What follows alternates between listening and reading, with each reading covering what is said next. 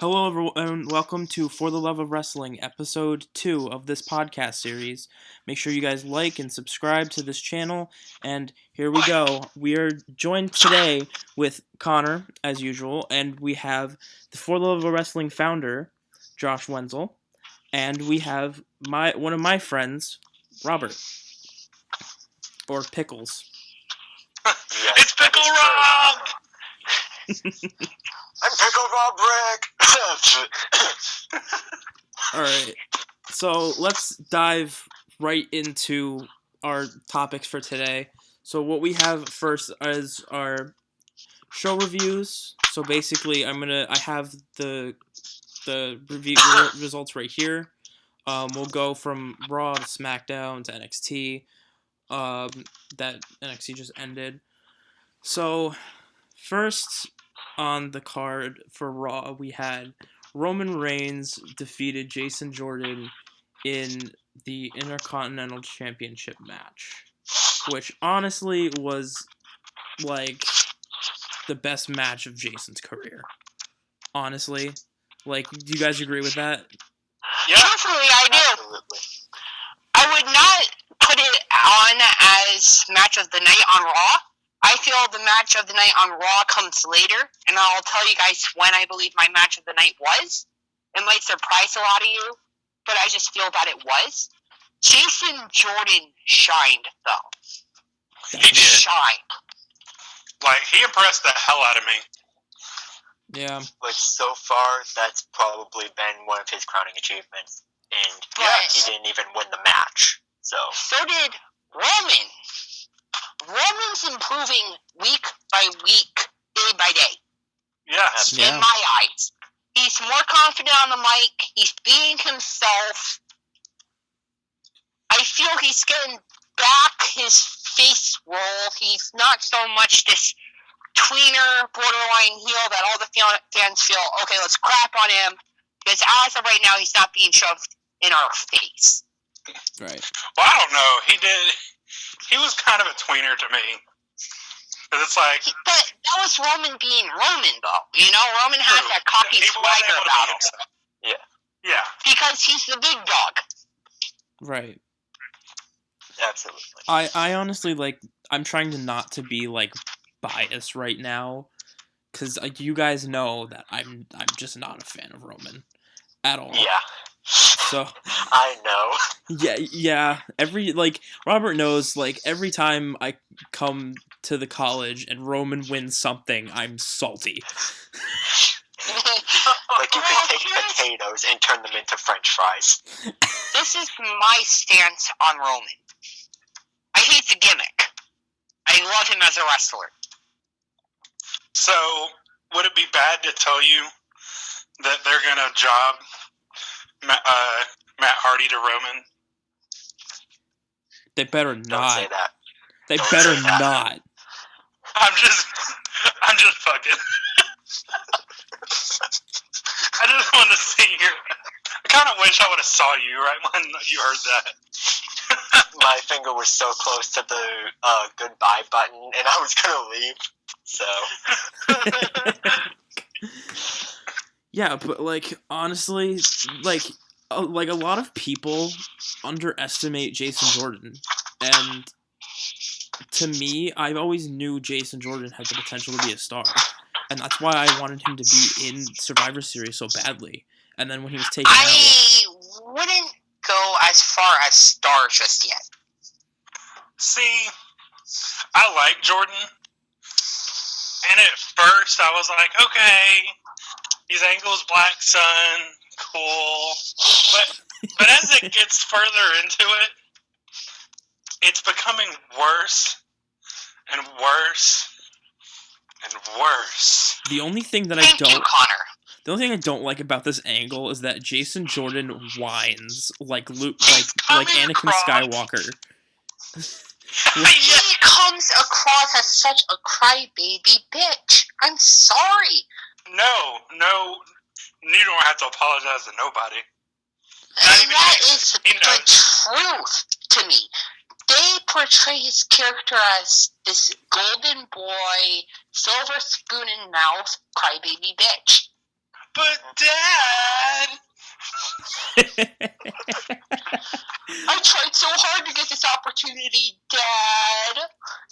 Right. It's And like now, what's pissing me off even more is the build-up for matches when it comes to Kurt Angle has to do with Jordan. It has nothing to do with his past. right. It's dumb. If Kurt Angle faces Triple H, it's because Triple H laid out Jason Jordan. And vice versa. Yeah. I mean, to me, that's stupid. It really is. Because Kurt Angle is a Hall of Famer, former undisputed champ, has put on so many matches of the year, main evented WrestleManias, yet he's fighting for his illegitimate black son, who any logical wrestling fan knows isn't his actual son. Come on. Right.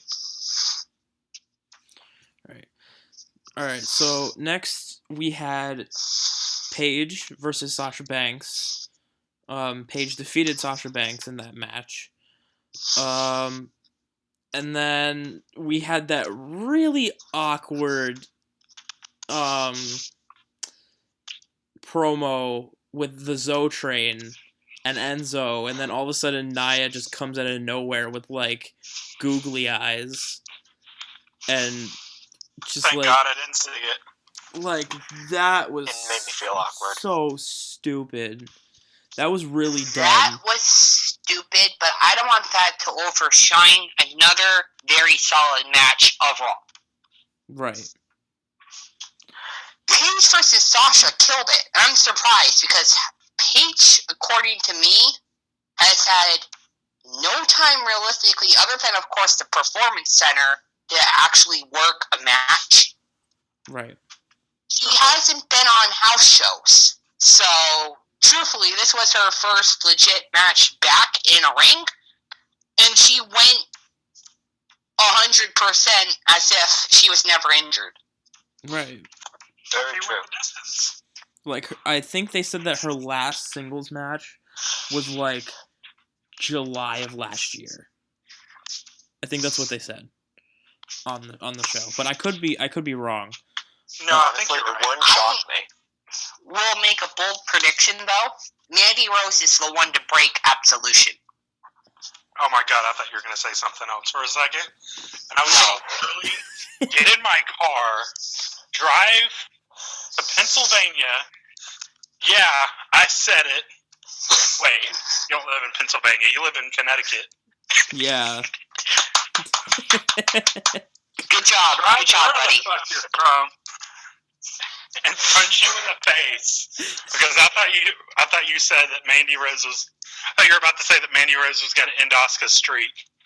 That's what I No. thought you were gonna say No, too no. at first, and I was like, No. Like, Asuka's streak isn't ending anytime soon because she has no credible challenger to end her streak.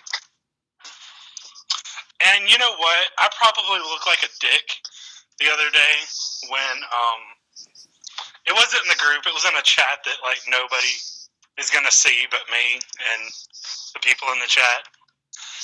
So someone was like, "Oh, I think the person who's gonna be Asuka's streak is gonna be Paige," and I literally laughed so hard. No, Paige is incredible yet. It's just not gonna happen. She's Hello. not credible. I If can. anyone is going to beat Asuka, and this is going to piss some people off in this podcast, it's Ronda Rousey. That's exactly what I was about to say. I Exactly. wouldn't be shocked. I would not I be would- either. Ronda's going to beat Asuka. I wouldn't be upset.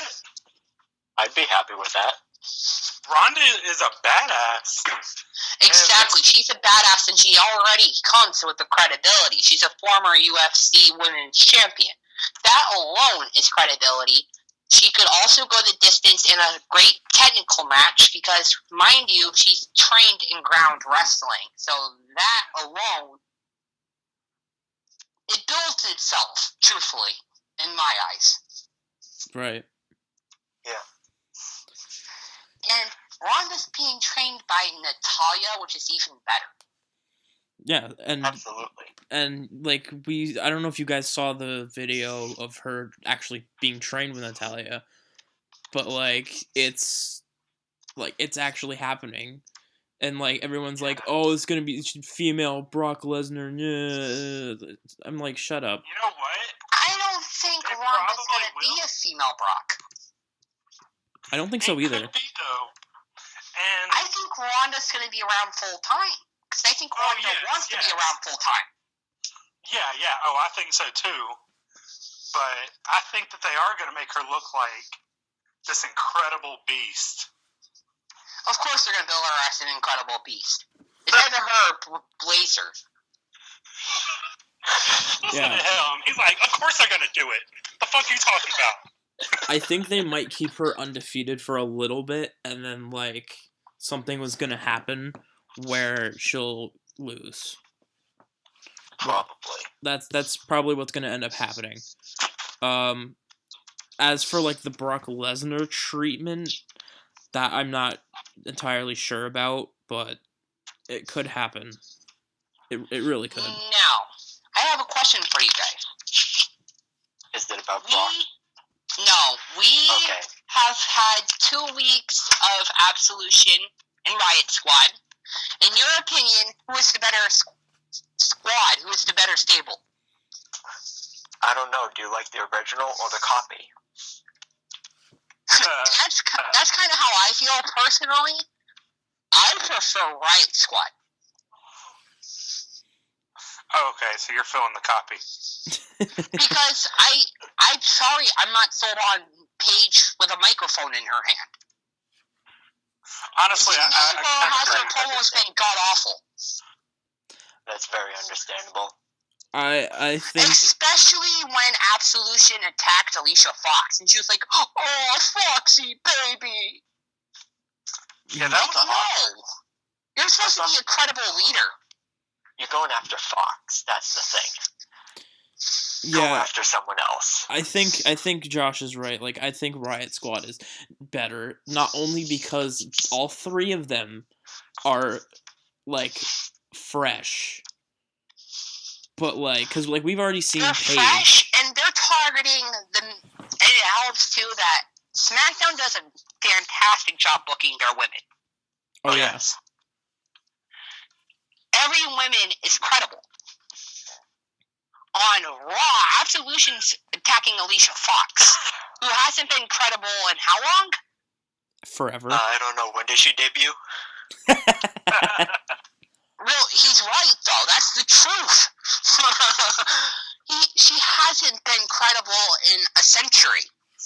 No. Like, if you want to go after someone, go after Nia. She is at least a threat to them. And I mean, it wasn't even Alicia Fox who carried the Raw Survivor Series team to victory. It was Asuka. Right. So that doesn't help her whatsoever either.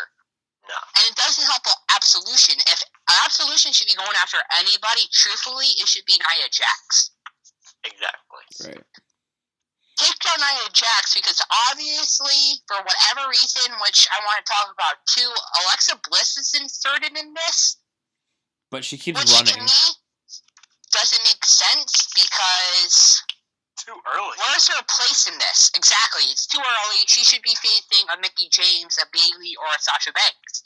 She shouldn't be worried about Absolution at all yet.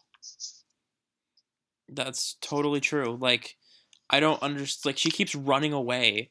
She keeps just coming down the ringside, and then every time for the match, and then every time something happens, she runs away.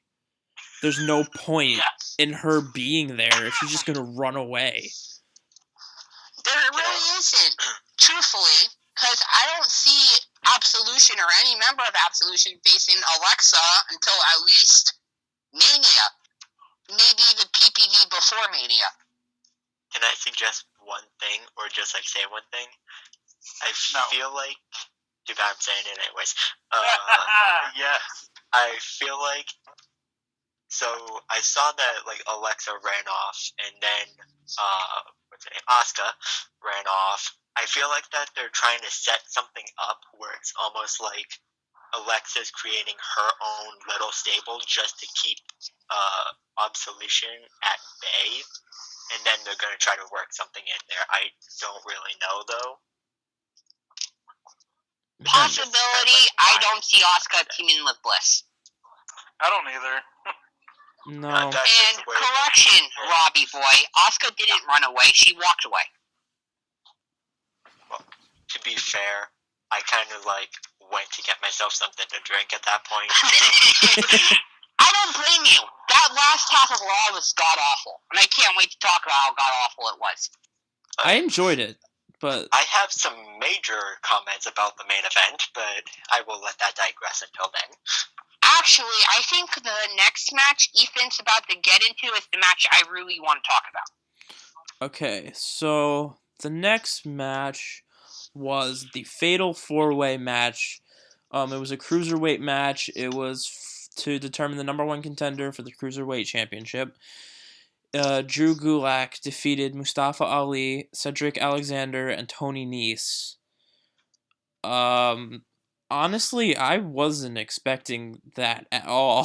Match of the night. It was match of the night, honestly. Match of the night, truthfully, I would go as far as saying match of the Cruiserweight year. This has been the best Cruiserweight match since Austin Aries versus Neville at Mania. Very true. Yeah. All four of those men had chances to shine.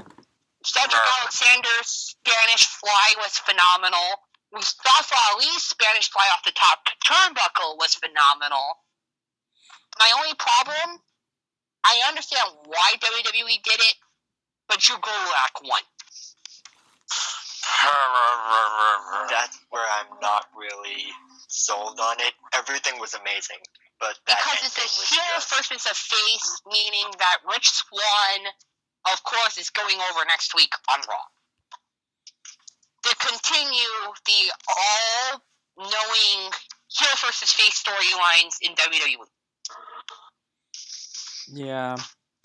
The whole thing, I wasn't expecting him to win, obviously, in that match. I don't think, were you guys expecting him to win?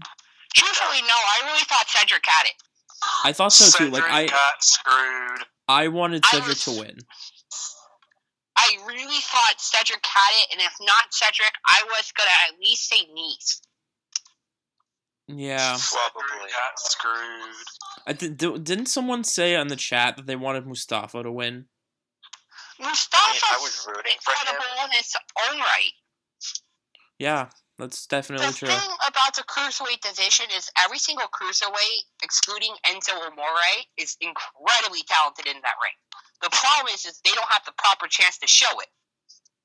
Yeah, Yes. because they get so little time on That the show. Fatal 4-Way showed you guys. You heard it caught Ethan by surprise by how good it was. I was surprised about the outcome. It was a good match, but I was surprised about the outcome of it. Now, don't get me wrong. I love Drew. Drew's my man. But I was like, oh my god, yes, Cedric Alexander is finally going to get his shot. And then he gets screwed. Of course. Yeah. Of course. I really hope WWE doesn't do to Cedric what they did to Neville and Aries. Yeah, He is too talented to lose. he really is. That man can do so many things in WWE. I said the same thing about Neville, but I will say the same thing about Cedric. Cedric is on the wrestling level of AJ Styles. Yes. Yeah. He is the black AJ Styles. For those who haven't watched him in other places, look it up. YouTube Cedric Alexander in Ring of Honor. Watch Cedric Alexander versus Roderick Strong. Any one of those matches. Oh, God. Oh. Any Cedric Alexander versus Roderick Strong match will show you just how good of a wrestler they both are, but Cedric is. I think I just came a little bit by remembering this match. Cedric is so freaking good. Yeah, he What really I want to is. see happen is him put on a couple pounds and bring him over to SmackDown Live. he actually had to lose all that weight to be on the Cruiserweight Classic. And I'm like, great. You made him do an unhealthy diet just to screw him over. Pretty much. Which ticked me off too. But his match last year with Kota Ibushi really goes, once again, to show you how good of a wrestler he is. Yeah. That guy is too talented for WWE not to put the title on him. Yes. Exactly. Yep. Put it on him. Don't get me wrong, I love Rich Swann, but I feel the majority of the Cruiserweight division has been Rich Swann. Mm-hmm. I need something fresh. Yeah. I want to see Cedric win the title. Exactly. I really do. I mean, just never lose it. The last thing we need is another, like, what I fear is, like, a potatoing between, like, one person and another, like how it was with TJP and whoever that other guy was. I'm forgetting And his can name. we take a minute to talk about how stupid the name Zotrain is? Yeah. I feel like we wouldn't have I'm enough time to waiting talk for- about it. I'm waiting for Godfather to show up with his tow train to put Enzo in his place. That'd be great. Because it's such a stupid name, and it's such a waste stable. It really is. It really is dumb. Like, that should not be a thing. Or how Shield lay waste to him, truthfully. Oh, I just want to point out that I called something. Yeah. I called something. A few weeks ago, back when he who shall not be named was doing the podcast with me, I said for the UK 205 Live that we weren't going to see the UK cruiserweights for a while after that. Mm-hmm. Right. Called it. I was like, oh no, it's just something they're doing for the show because they're in UK. Hopefully, we see Pete Dunne on the main roster. Hopefully. Yeah, I would me love that. actually, me and Robert were talking about that like a month ago, right? Almost. It was right after he came It out was and, like laid waste to Enzo. It was like right before, and like literally like I was sitting in like the library with Rob, and I'm like, they really need to like make this whole thing fresher. And not, like, you just add more people. Add as many people as you can. Because it's lacking in star power. Let me tell you guys, I cannot wait. I don't want to plug this and plug another group, but it's the truth. My universe mode in 2K18 is about to be lit because of how good NXT is at the moment. You know what? I'm gonna plug. If you're a fan of video games, come to WWE Gamers. You would be welcomed. Yeah, I'll leave It is the very fun. link to that group in the description. So you guys will have access to that. And for those who didn't watch my Payback pay-per-view, watch it. I'd say the match. I'm just saying, you didn't get to hear my sexy voice, but the matches were on point. Asuka versus Toni Storm was possibly match of the night. That's And I did awesome. not expect that. I was like, poor Toni. She's just going to lose to Asuka probably kind of quickly. There was times I thought I was going to have a new women's champion. I was like, well, shit. All right. So moving on to on the show. Next was Elias comes out and he's singing and strumming and stuff like he normally does. like he normally does. And then Braun comes out and like they're scheduled to have a match, but like they just start like beating on each other before the bell rings. And then Strowman is interrupted by Kane on the Titantron and challenged him to a match next week. What, Mom? But Yeah, I'm doing the podcast right now. After the podcast, I'm going to do games. But like, I think that this whole Kane and Strowman thing is becoming a bit stale, at least in my eyes, because they're not doing anything with it. Kane versus Strowman needs to end in an Inferno match. That would be a great ending. But like, it's almost becoming like Elias versus Jordan, where like it's just the same thing and it's becoming very stale and it's not great because we've seen Braun versus big men before, and so it's like it's nothing Oh my god. new. Oh my god. I just thought of something even better than an Inferno match. A big sweaty men match for Vince. They would never do this. Because WWE doesn't believe in having amazing gimmick matches anymore. Oh, we had the other Robert join now. You. RPM Finally. RPM has joined us, ladies and gentlemen. Greeting. Hello there, RPM. Hello there, Josh. Everyone else and the guy on my name.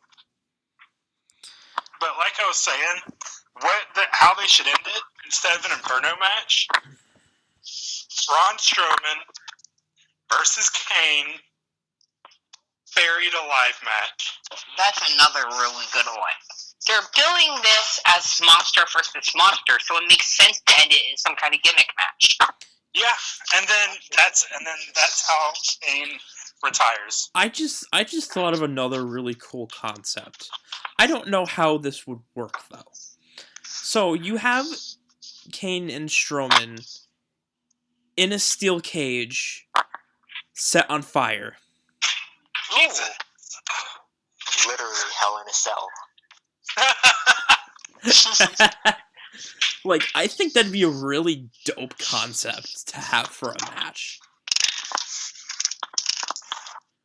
But I do agree with you guys that as of right now, it's still, and it's even more still because we all know we're not getting a big payoff. Right, like they're not doing anything with it, so it's like there's no point in continuing doing it if there's no payoff at the end. Truthfully, So we're talking about Strowman and Kane feud. We're going over the shows right now. Okay. We're doing reviews of the shows right now. So, next we had Asuka versus Alicia Fox. Obviously Asuka won. Then after the match, Absolution came down and surrounded the ring, but then Asuka left again. the match The match itself, that wasn't I didn't think it was that great, but I didn't either, but I felt it wasn't terrible either. Well, it had Asuka, so it's not going to be... Oh, sorry. Better than Asuka crushing an enhancement talent. Thank you. like Dana Brooke Or the local talent. or local talent. Exactly. I'm sick of the local talent matches. Or White Girl number 3.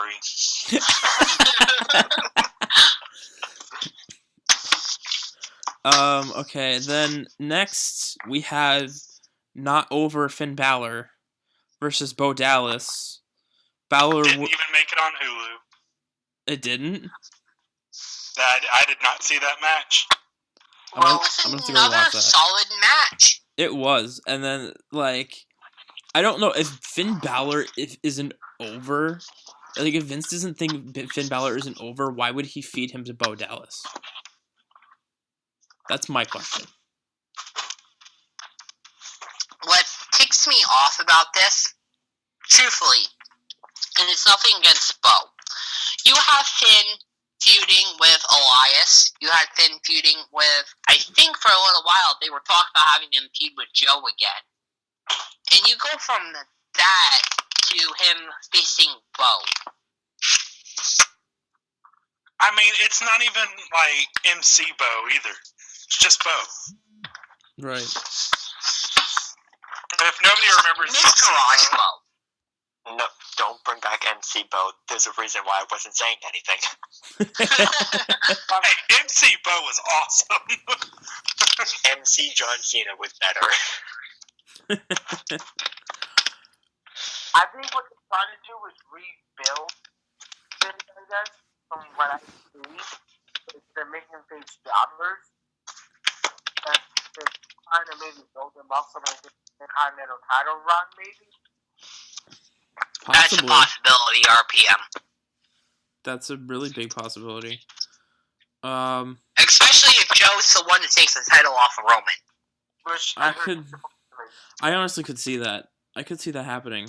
I mean, Then you have Finn versus Joe in a mid-card feud for the title. and like honestly, I feel like now at this point, anything can happen in the WWE. Anything, and we've seen that on Raw this past week. We've seen that. We did. And that's what I want to get into next, which is, we had a commercial after Finn versus Bo, and then we got Bray Wyatt on the Titantron, and it kept getting cut out by woken Matt Hardy or broken Matt Hardy, whatever suits your fancy. Like, honestly, holy crap. That was Ethan's jizz moment. Truthfully, that was, in my eyes, the moment and part of Raw of the night. I mean, that was awesome. Like, I heard Ethan moaning all the way here, so... Yeah, I could too. no, but like, Ethan's literally, moans were heard I around was- the world. Like all of a sudden we're hearing, yes. And it's like, wait, Matt Hardy's not even speaking. I'm crying. no, but I was like smiling the whole time because like this was amazing. This was the best thing that happened on Raw in the longest time. Longest time. Agreed. What would make it better is if Broken Matt gets the entire 9 yards. He does already. I want to see the Compound, Rebby, Senior Benjamin, Vanguard 1, King Maxwell. I want to see it all. Well, we got You know what? Okay, here's what I've been thinking about. So, Can I just say something quick and then we can talk? yeah. Because we got talking for a while because I've been hearing such a good. So, I think Josh, what I think they're trying to do, buddy, is they're trying to give you the character first. Then True. give you the people behind the character.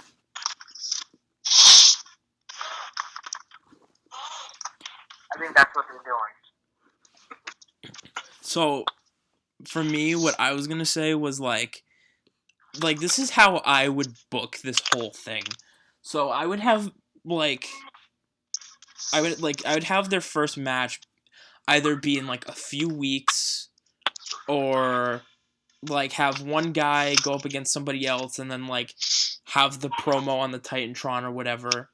Don't bring out Hip Matt yet. And then at like say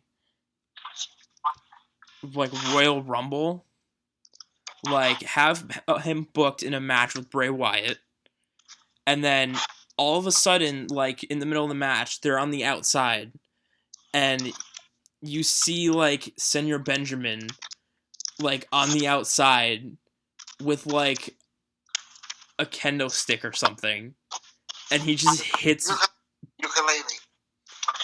ukulele. No, but like I can see this happening. Like Senior Benjamin hits Wyatt with a weapon, and then like that's the beginning of like Senior Benjamin, and then like another time you have like Vanguard 1 doing something. Like I don't know. Like I feel like it could be booked really well, especially because Matt has full creative control over this gimmick. You know? That would be very interesting.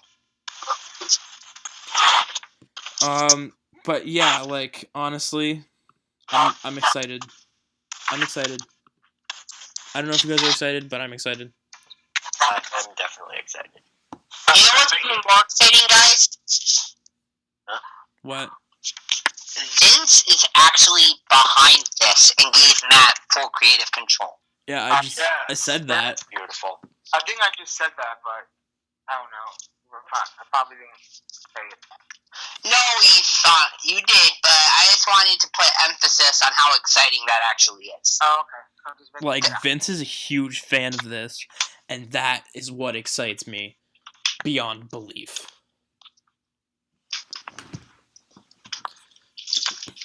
Alright, so the last match of Raw was the Tag Team Championship match between The Bar, and they defeated Seth Rollins and Dean Ambrose.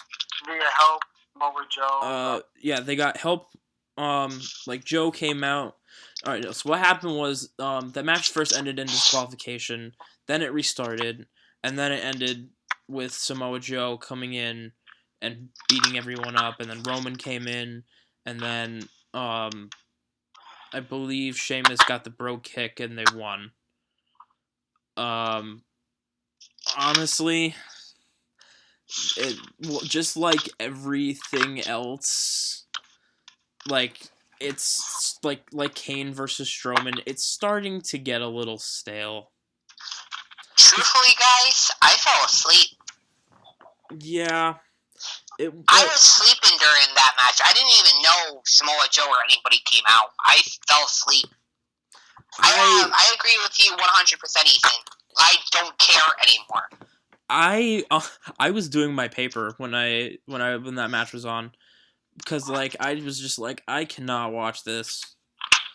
It was Nothing's gonna beat the match they had when Cesaro's teeth got busted out of him.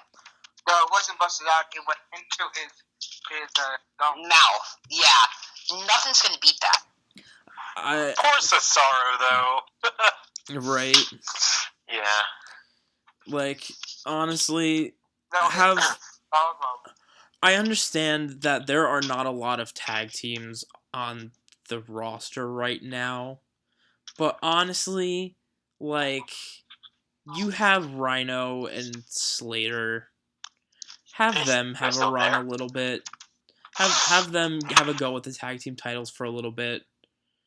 Because we've seen them as the inaugural SmackDown tag team champions. But like honestly, like I'm bored. And that shouldn't be happening. Well, we're inevitably due for a return of the revival. That too. I mean, Scott Dawson's estimated time turntable, I think, is about now. Yeah. I hope everything goes well. Me too. I do too. And then I hope Brother Nero comes back soon. No, he's supposed to be coming back, from what I heard, and doing vignettes when he'll be officially back. So they might use him to speak or do a couple of scenes, but he'll be used fully once he's fully healed, from what I heard. Okay. That actually makes me happy. I want to see Seth back in at least some capacity. Right. Absolutely. All right. So that was it for our Monday Night Raw this week. Then there was the not so exciting SmackDown Live. Honestly, I didn't even watch it. I was busy doing other things for Well, to be honest, I thought it was pretty interesting from what I watched. I mean, I didn't get a chance to watch some of it. I pretty much got to watch like the end of it, the end of the show, because I was busy elsewhere. But from what Truthfully, RPM, you watched the best part. Yeah. was the Sami Zayn, Mhm. Kevin Owens, Shane McMahon, Daniel Bryan storyline that's going on. Yeah. So to open the show, we had Kevin Owens and Sami Zayn brag about outsmarting Shane. And then Shane denied having a personal agenda against Zayn and Owens, and put them For in a the tag umpteenth time. and put them in a match at Clash of Champions against Orton and a partner of his choosing, and put Zayn in a match against Orton in the main event with Owens handcuffed to the ring ropes. Then we had Rusev and Aiden English versus the New Day. And then it seems like there's a lot of tag team matches tonight, or at least 2. Actually, real quick, Ethan, I just want to say we need to keep Rusev and Aiden English a tag team. Yes, definitely. That was so much better than I thought it would be. Right. So good. Like, honestly, Keep it going. like, I didn't even know that they were gonna be a tag team at first. I don't even think that that was supposed to happen, but like it did, and it's great. Exactly. Like the whole Rusev Day thing has pretty much turned into a meme, and it's great. And dude, the fans were chanting Rusev Day last night. Rusev is so over, and I hope WWE management takes that into account. I mean, like at the beginning of the year, like in like June, he was gonna challenge for the WWE Championship, and they changed it. And it was like, come on, really? Come on. I want to see Rusev as Didn't champion. they do it because he cut his hair? And that's so stupid. I I'm pretty sure the reasoning why they did it was to punish Rusev. Because then Rusev lost a Big Show on a pay-per-view. Around the same time. That's so dumb. I remember reading that too, and I was like, that pissed me off so bad. Like, how petty can you be? Right? I'm usually not a complainer, but that really pissed me off. Yeah. So then, Honestly, though, you know what I'd rather see at Night of Champions? what? I'm going to say it, and I'm going to say it proudly. Kick out Dolph Ziggler, Baron Corbin, Bobby Roode, Rusev. Dolph Yes. Ziggler. Oh, you mean Michael Jackson too? Not Michael Jackson. What's his name? Shawn Michaels. Yes, kick him out. Honestly, He does look like Dolph Shawn. Ziggler has been complaining like he's Rusev. not about like becoming some other type of person. He looks like Shawn Michaels. He really does. Rusev. You know, though, guys, before we start bashing on Dolph, let's realize that his WWE career is probably close to ending. Oh, I don't hate Dolph by any means. No, I just don't think he just push Rusev. Right. What has he done to earn a United States Championship match anyways? Wait, Nothing. what? What has he done to deserve Not what? Rusev. No, Dolph, guys. No, but what has he done to deserve what? The United States Championship match. Okay. I swear I thought you just said NXT Championship. I was like, whoa. So No, NXT. Truthfully, guys, didn't he lose to Bobby? Yeah. He did. Yeah. So why? And he didn't beat Baron. Oh, cool. He got an attack on both of them tonight. Well, not tonight, but last night. I say tonight. Yeah. Rusev is a more credible contender than them. I mean him. Exactly. No. Rusev should be in this match. Aiden English is a more credible competitor. True. Yeah, Aiden actually has some wins under his belt. Right. Of course, I like Aiden English. Yeah, Aiden English is like I wasn't a fan of him at first, but like he's really grown on me. He's grown on me the way that Elias has grown on me. I will say this though, I think Aiden does the singing gimmick better than Elias. Yeah. Oh yeah. Well, I like both of them. Ooh, I would love to see those two team up. Yeah, that'd be cool. Elias plays the guitar and Aiden sings. Book it. Alright, so next on the card we had the Bludgeon Brothers defeat, I'm guessing this is local talent, because I don't know those names. Oh no, I saw them and I had no idea who they were. Yeah, Yeah, they were locals. I guess their names were Adam James and Josh Carr. First glimpse, just by the back of the head, I thought the guy with the long hair was Riddick Moss. And then I'm like, oh wait, he's too small. Awesome sellers. Yeah, they did a good job at selling. Yeah. Great sellers. Especially the guy who took the finisher to end the match. Yeah, the short-haired guy. Can I just say I love that finisher? Oh, I do too, dude. It looks nasty. Yeah, it does. I like the Bludgeon Brothers gimmick. I do too. This My one problem. Don't say One it. problem with it, though. The fact that they're Why Jack Cannons is and they can be Rowan hurt. still wearing a sheet mask? Thank you. Is that a I thought you were going to say something else. Wait a second. I don't look at it as a sheet mask. I actually think it's a gas chamber mask.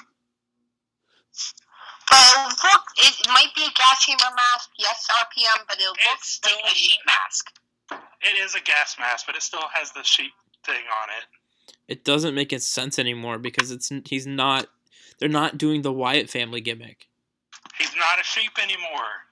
Well, he kind of is, but... Well, he's not the sheep of the Wyatt family, like... Yes. No, but he's Luke Harper's sheep. Maybe that's his gimmick.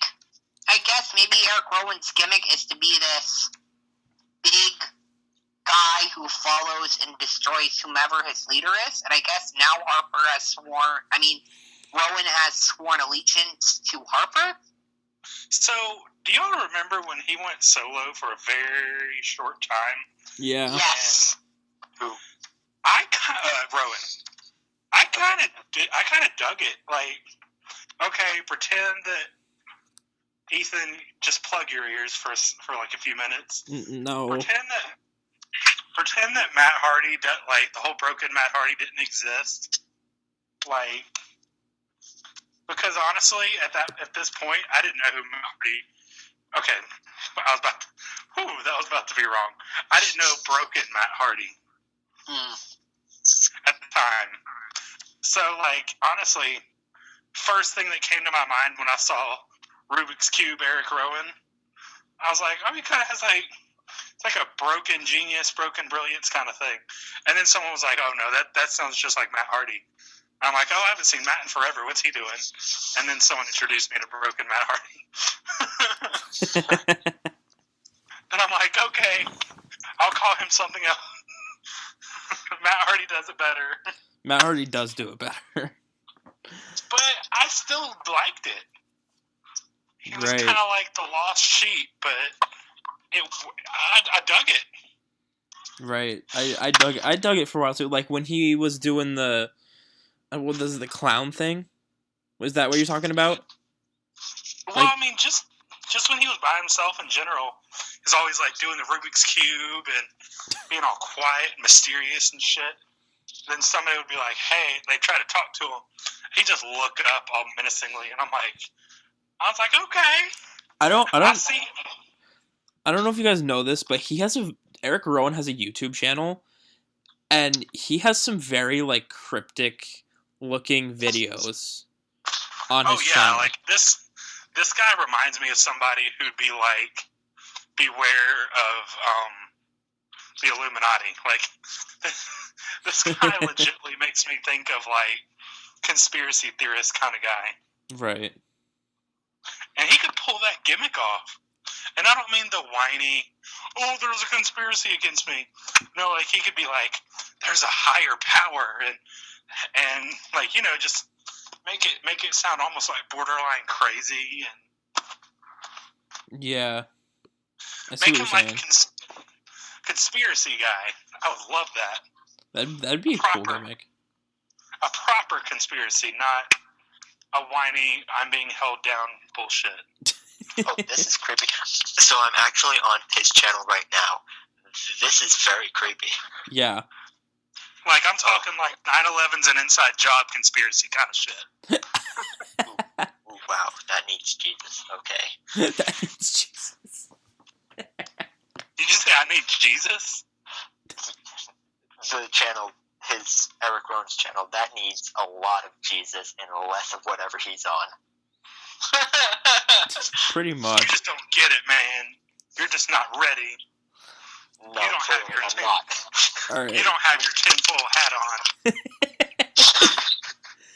Okay. I love that y'all got with that. I love that y'all understood that reference. Alright. And if you didn't, thanks for laughing anyway. So next on the card was Charlotte Flair defeated Tamina. And Carmella and Lana and Natalia were at ringside. And then after the match, the Riot Squad came to ringside to taunt with the other woman. And then Tamina and Sarah Logan got into a pull-apart brawl. And then Orton defeated Sami Zayn. And Kevin Owens was handcuffed to the bottom rope. But managed to break them. Orton avoided a Helluva Kick and rolled up Zayn for the win.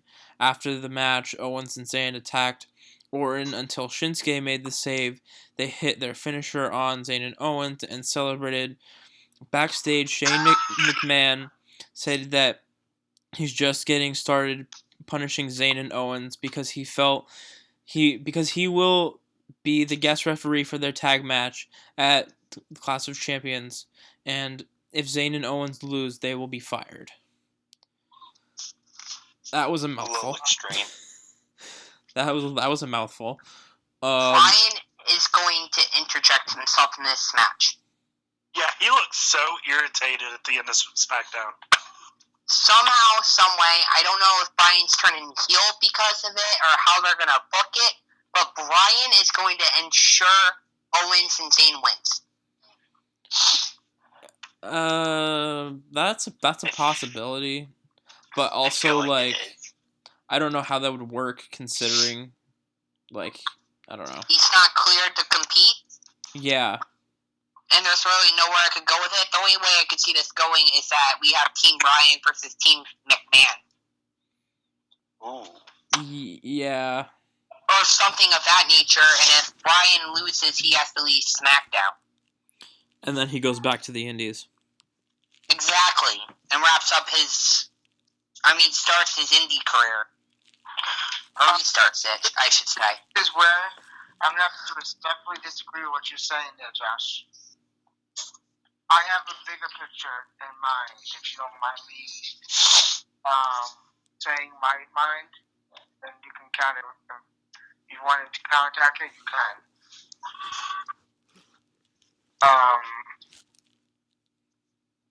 I see a bigger picture there around him going back to the Indies.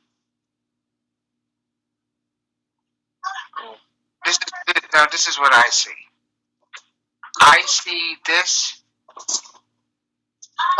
just start to be the moment where Daniel Bryan starts to stable with all the indie people they have on SmackDown. And what I would see happening at a pay-per-view before Mania would be, at the pay-per-view they have before Mania would be Daniel's 3 or 4 people versus Shane's, as you'd say, WWE darlings, where you have like Randy Orton and people that came through WWE.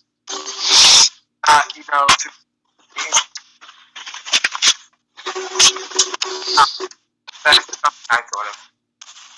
Which leads to a bigger picture of released a big picture of Shane versus Daniel Bryan at WrestleMania.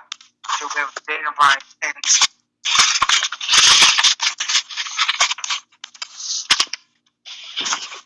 what do you think, Josh? I could see that happening at RPM, but the problem with your entire bigger picture is Bryan isn't cleared. So how is he going to WrestleMania? From what I heard, he actually is clear. Just that WWE's trying to keep it on the lowdown. I heard that was total BS from several sources that debunked that. Well, even though personally RPM, I could see why you're saying that, and in my eyes, I do agree that all things are sort of pointing to that, or some sort of collision between McMahon versus Bryan. I think that either way, if Bryan comes back or not, like, this could be a very interesting storyline. Like, even if they, like, call up, say, like, they call up somebody in Bryan's place to actually, like, fight Shane, I think that would be kind of interesting, too.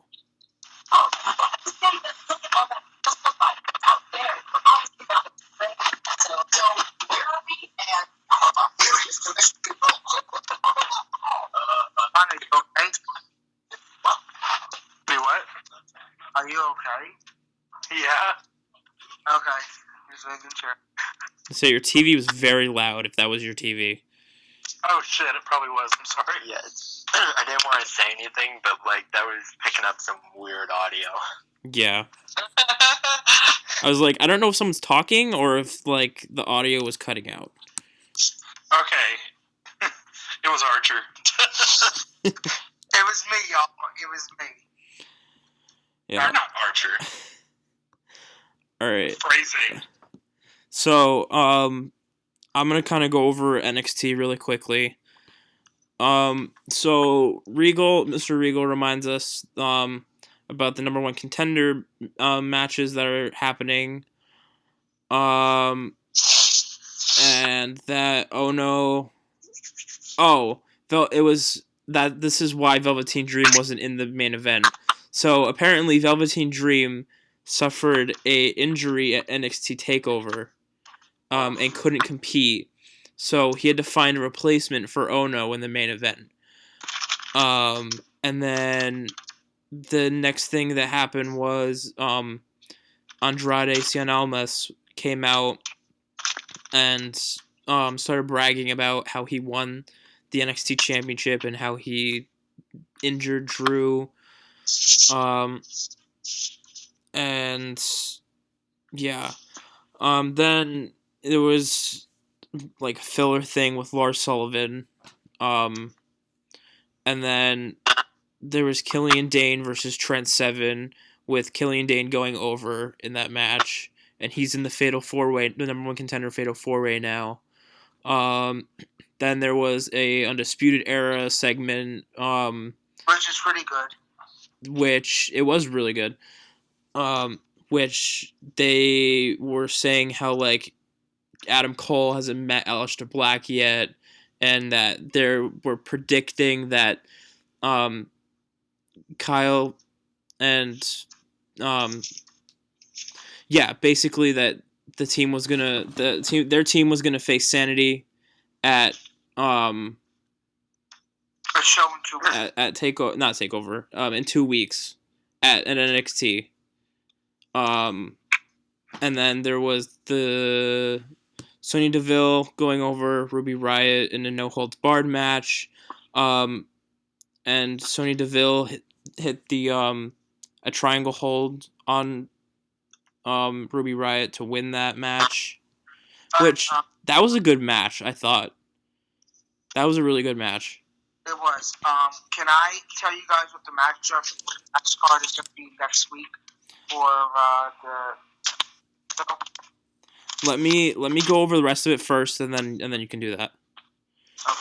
So then they pretty much have the same segment that they had with Lars with Ember Moon, and which was like a media coverage type of thing. And then the Iconic Duo interrupts, and they are going to have a match, and Peyton Royce is going to have a match with Ember Moon next week. Then they announced that Tyler Bate's going to get a UK title shot in 2 weeks. Then we get Cassius Ohno coming to the ring, and he's facing a quote-unquote mystery opponent, which ends up being Johnny Gargano. And he wins by Johnny Gargano wins by submission in that match. And then that's basically the NXT card for this week. So RPM, if you want to announce the next week's card. So the card that's going to be shown on USA Network next week. This is probably the biggest card they've done since Takeover. So you're gonna have Lars Sullivan on Roderick Strong, who advances to the next Fatal 4-Way match. Then you have Ember Moon taking on Peyton Royce, but it's not for a title; it's a non-title match. Just getting that out of the way. Then you're gonna have Andrade Cien Almas taking on Fabian Aichner. That's interesting. Then you also have the Authors of Pain taking on Oni Lorcan and Danny Bird. And then you have Aleister Black taking on Adam Cole. That's not a bad card next week. That's a card that they're going to be showing to the USA Network. And just to let you guys know, if the USA Network takes NXT, it would not be like the deal they have with Raw and SmackDown. It started on the network. It will be going to the network as soon as it's over. From what I heard. That's interesting then, if they do it that way. And then I also heard that they're like, if they do keep NXT on USA, they were gonna cut Raw back down to 2 hours. That's what they're also doing. Thank God. Thank God. I cannot sit through another 3-hour freaking Raw. Like, you have no idea. But it won't change until they have everything, confirmed. Right. So it's still 3 hours until they get the review back from USA Network. Which is fine. Like, I want to, like, because obviously their contract is expiring. So, like, I don't know how all the contracting stuff works. But, like, if they say, like, okay, we'll do this, then it happens, right? Then all this new stuff takes place. Am I correct? Yeah, Josh, what are your thoughts of the card? For NXT next week? Yeah. Truthfully, if I were Triple H and if I were WWE, I would have had NXT next week be 2 hours, especially if you are trying to sell NXT on USA Network. Yeah. Right. My main worry is that people aren't going to care. Who cares? Because none of these guys, especially if you're a casual wrestling fan without the network, you've never seen before. Right. The only one they're going to recognize is Drew McIntyre, who's currently on the shelf for 8 months. Right, and also, like, people who do know Adam Cole are going to be like, oh, hey, it's Adam Cole. Or people who know Tommy End go, hey, that's Tommy End. Right. But not if you're a casual idiot wrestling fan, guys. Very true. Who tunes in for John Cena every week. Or Roman Reigns. Ew. No, I'm just kidding. And I think they're talking about Jeremy. But I will say I am all for NXT. Actually, no. I'm going to play devil's advocate because this is the truth. I am not all for NXT being on USA every week. Right. Because it was... Because I am wasting $10 a month for something that is supposed to be exclusive to me that is now getting aired for free. Very true. And I want to talk about this next week because we have a lot of things to cover. But like, there's not a lot of wrestling on the network. There's not a lot of live wrestling or like new stuff. There's NXT and there's 205, and then you have the pay-per-views that happen like twice a month. What else is there? They do a lot of reality crap. They air Total Divas and Total Bellas on repeat for the rest of the night. Right. Like, I don't want to watch that. I want to watch wrestling. I want to see wrestling shows. I want to see new stuff. I want to see TV-14 stuff. I want to see... Like I said, I want to see fresh stuff. I don't want to watch Total Bellas. I don't want to watch stuff from the past. I want to see new stuff. I've already seen stuff from the past. You don't want to see Brie and Nikki have their 50th fight about who wore their dress better? Honestly, Total Divas and Total Bellas is completely BS because like it's 95% scripted anyway.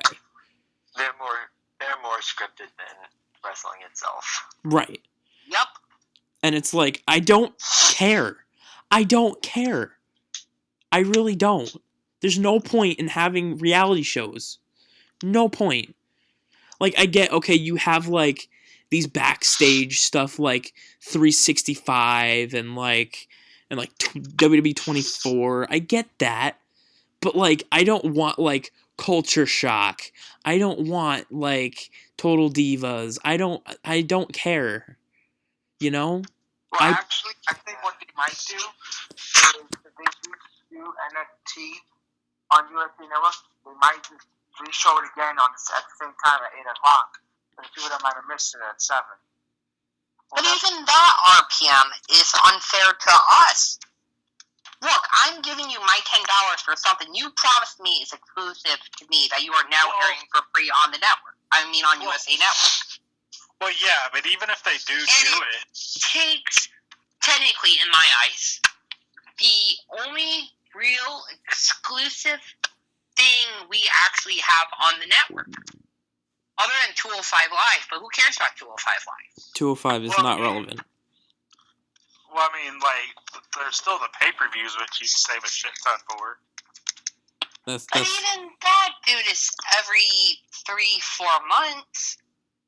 3-4 months? For NXT pay-per-views.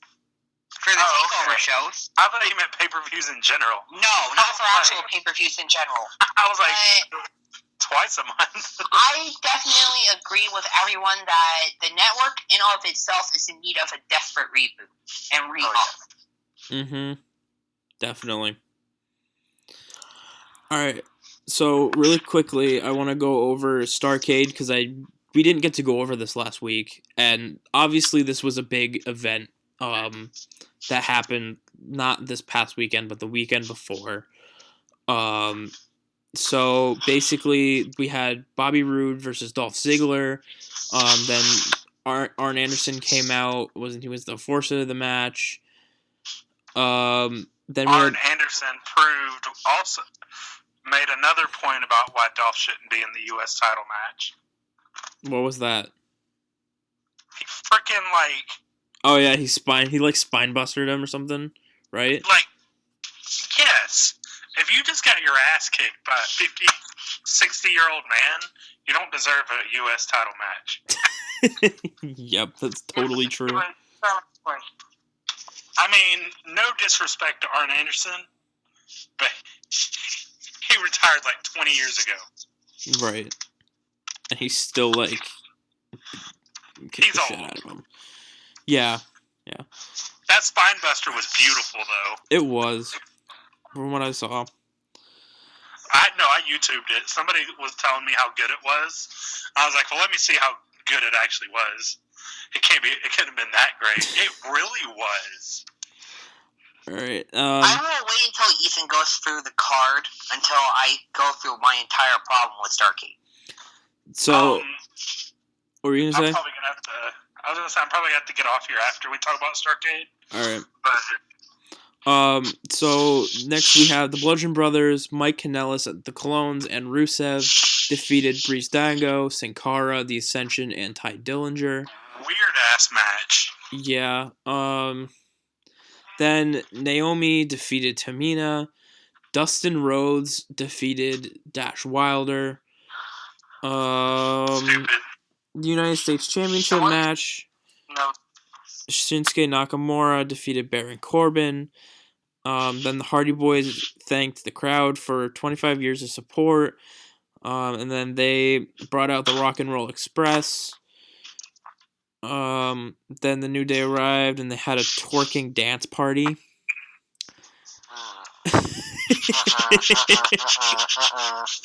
And then Fatal 4-Way SmackDown Tag Team Championship match.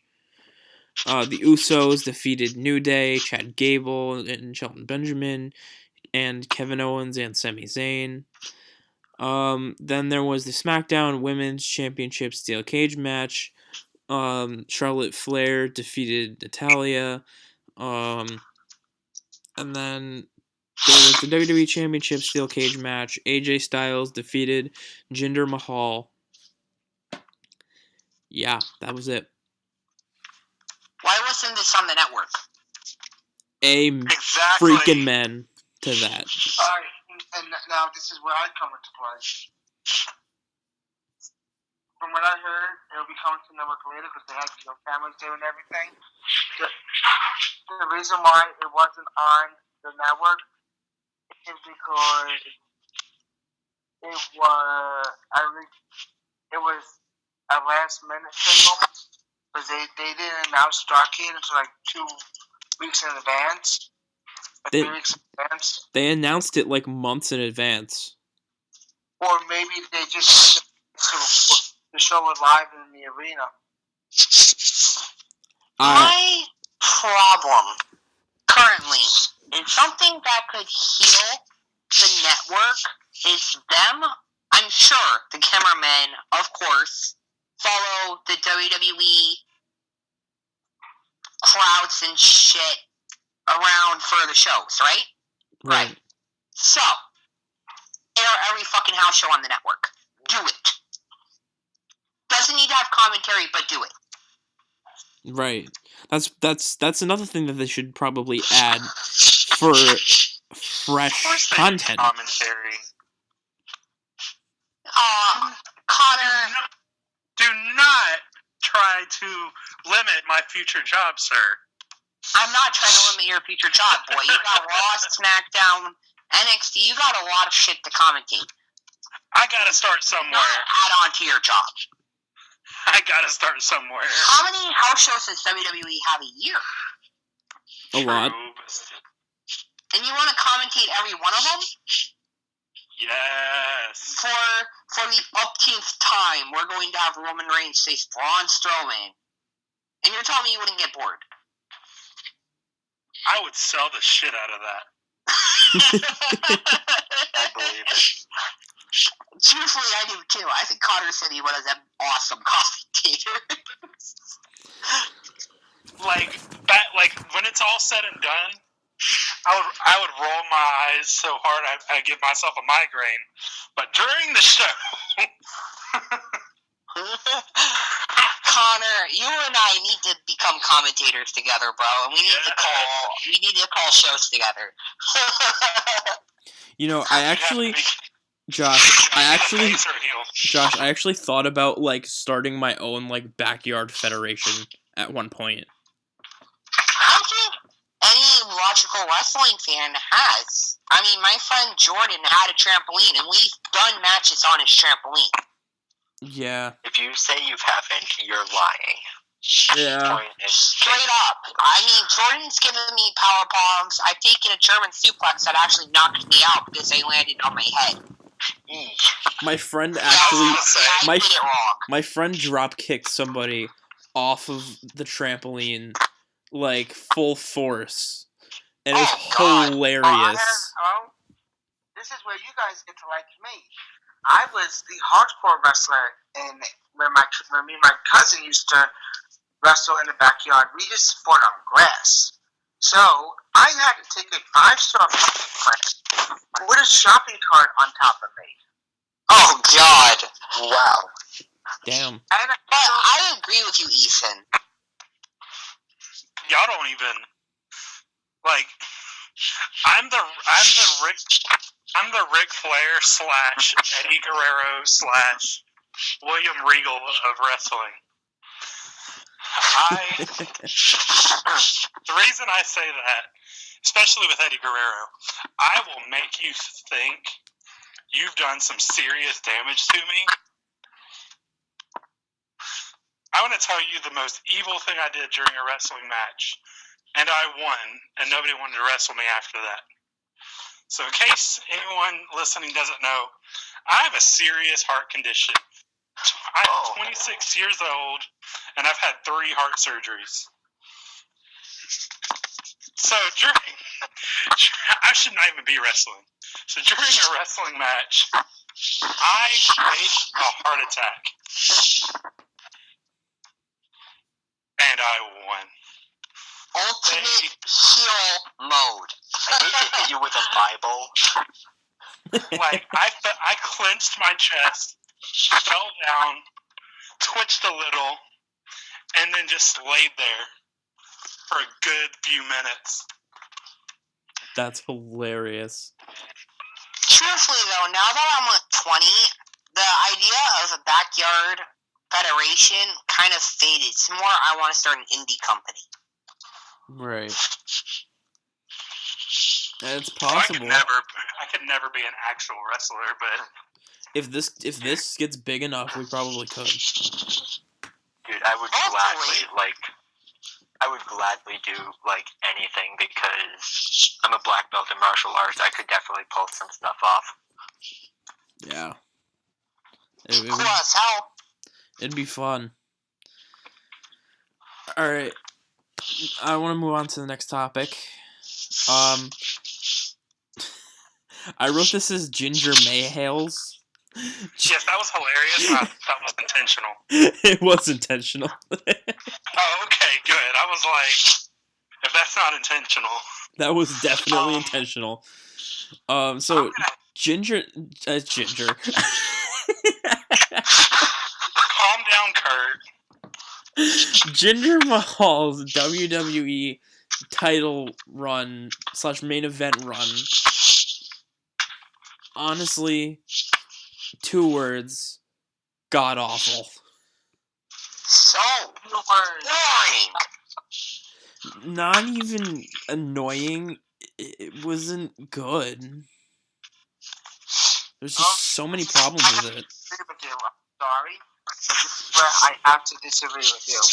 I stick with my original statement of probably one of the best heels of the year. I'm not doubting that he's one of the best heels, because like he makes people boo him, but like it just got really boring and really bad very quickly. This is where I'm going to say something. So basically, what Ginger portrayed was the old school heel with the old school generating heat, which is something that I was like, when are we going to get cool heel that keep old school reach? When are we going to do it? Then at my answer with Ginger Mahal. Now, Ginger Mahal pretty much portrayed what Iron Sheik did back then. And that was so bad about America. He hated for it. And it pulled my heart and be cheered in your home country. But the thing is that he's not being cheered in his home country. He actually is. The people that told you that he's not is complete BS. Yeah, because wasn't it Franklin said that he wasn't being cheered? Yeah. Like in India, like he had more heat than Roman. Yeah. Yeah. Yeah, for some reason Roman is very well received in India. which I thought was surprising, but honestly, it's not. It's India. Most Indian fans, no offense, it's stupid. You know, if they push one person, they all get behind his bandwagon. And he was actually. Yeah. Honestly, like, I think his title run and his main event run were bad specifically because of how fast it happened.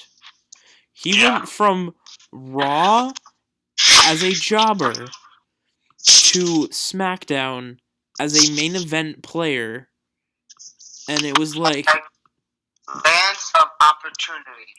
He took that opportunity and used it to his advantage. yes, but like it didn't Should have work. been the Intercontinental title. It should have been, or the United States title at the time.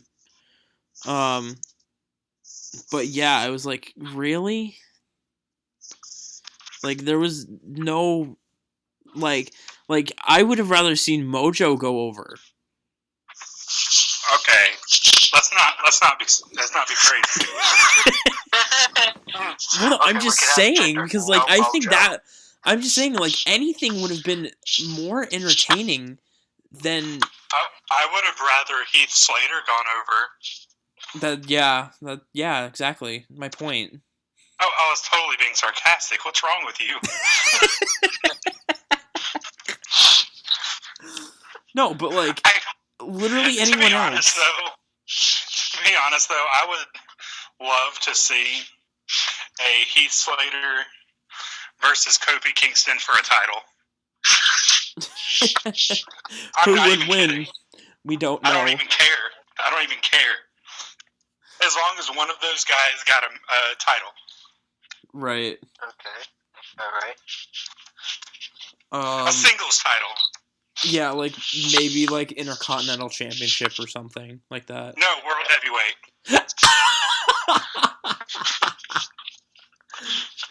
The TNA World Heavyweight. Yes, like that makes total sense.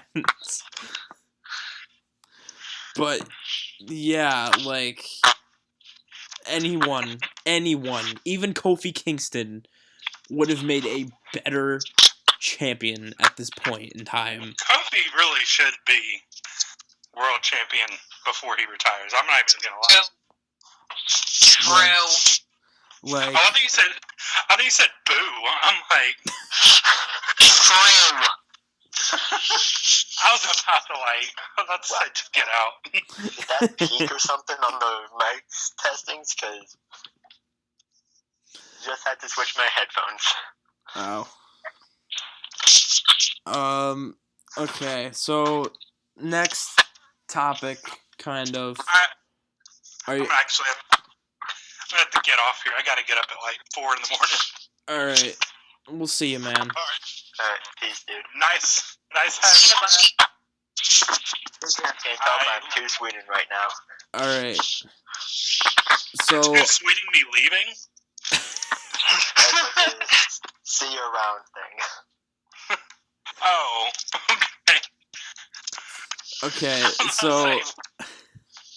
It's funny, I actually two-tweeted Robert the other day, but I was, like, seriously irritated, so I kind of needed that. Yeah, I could tell. Actually, no, it was yesterday. It was yesterday. But, yeah. So, our next topic, the release of Jim Johnson happened this week.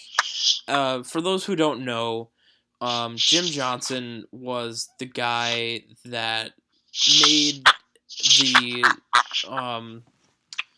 music for all the entrances, mostly that you've heard from like 1980 something to like 2010. And he recently just got released from his contract this week. Honestly, I wasn't surprised about this. I didn't even think he was still with the company. I don't know if he got released or if it was retirement. I don't know either. That's the thing.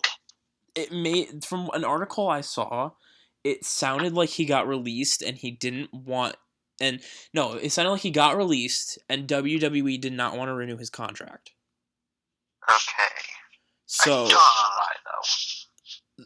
I don't know why either. But like, honestly, I didn't even know he was still employed because you have the new like CFO. I don't even know why the dollar sign is at the end of it. I'm just gonna call him the CFO. If you do it, that's like their thing. Like with Mace, just that, not CFOs. Yeah, like, honestly, I wasn't surprised about this. I obviously a lot of other people were, but like he made some pretty dope music, like throughout his time. Like we got the Rock's theme song, we got Stone Cold, we got like all these really awesome entrance themes, and we're still listening to them. But whenever we hear them, we're just like, oh yeah, that's that guy. That's Stone Cold. That's John Cena. Well, John Cena made his own music, but like at the ending of the day, truthfully, Jim Johnson was just that. He was a music guy. right. I know that sounds so fucked up to say, but it's the truth. Granted, yes, I will never forget, and I will constantly thank Jim Johnson for one thing. He did that one theme song for that one No Mercy pay-per-view, and I still freaking love that song. Really? That's Was interesting. it like No Mercy 2002 or 3? But yeah, he did one, and the poster was Kane's mask.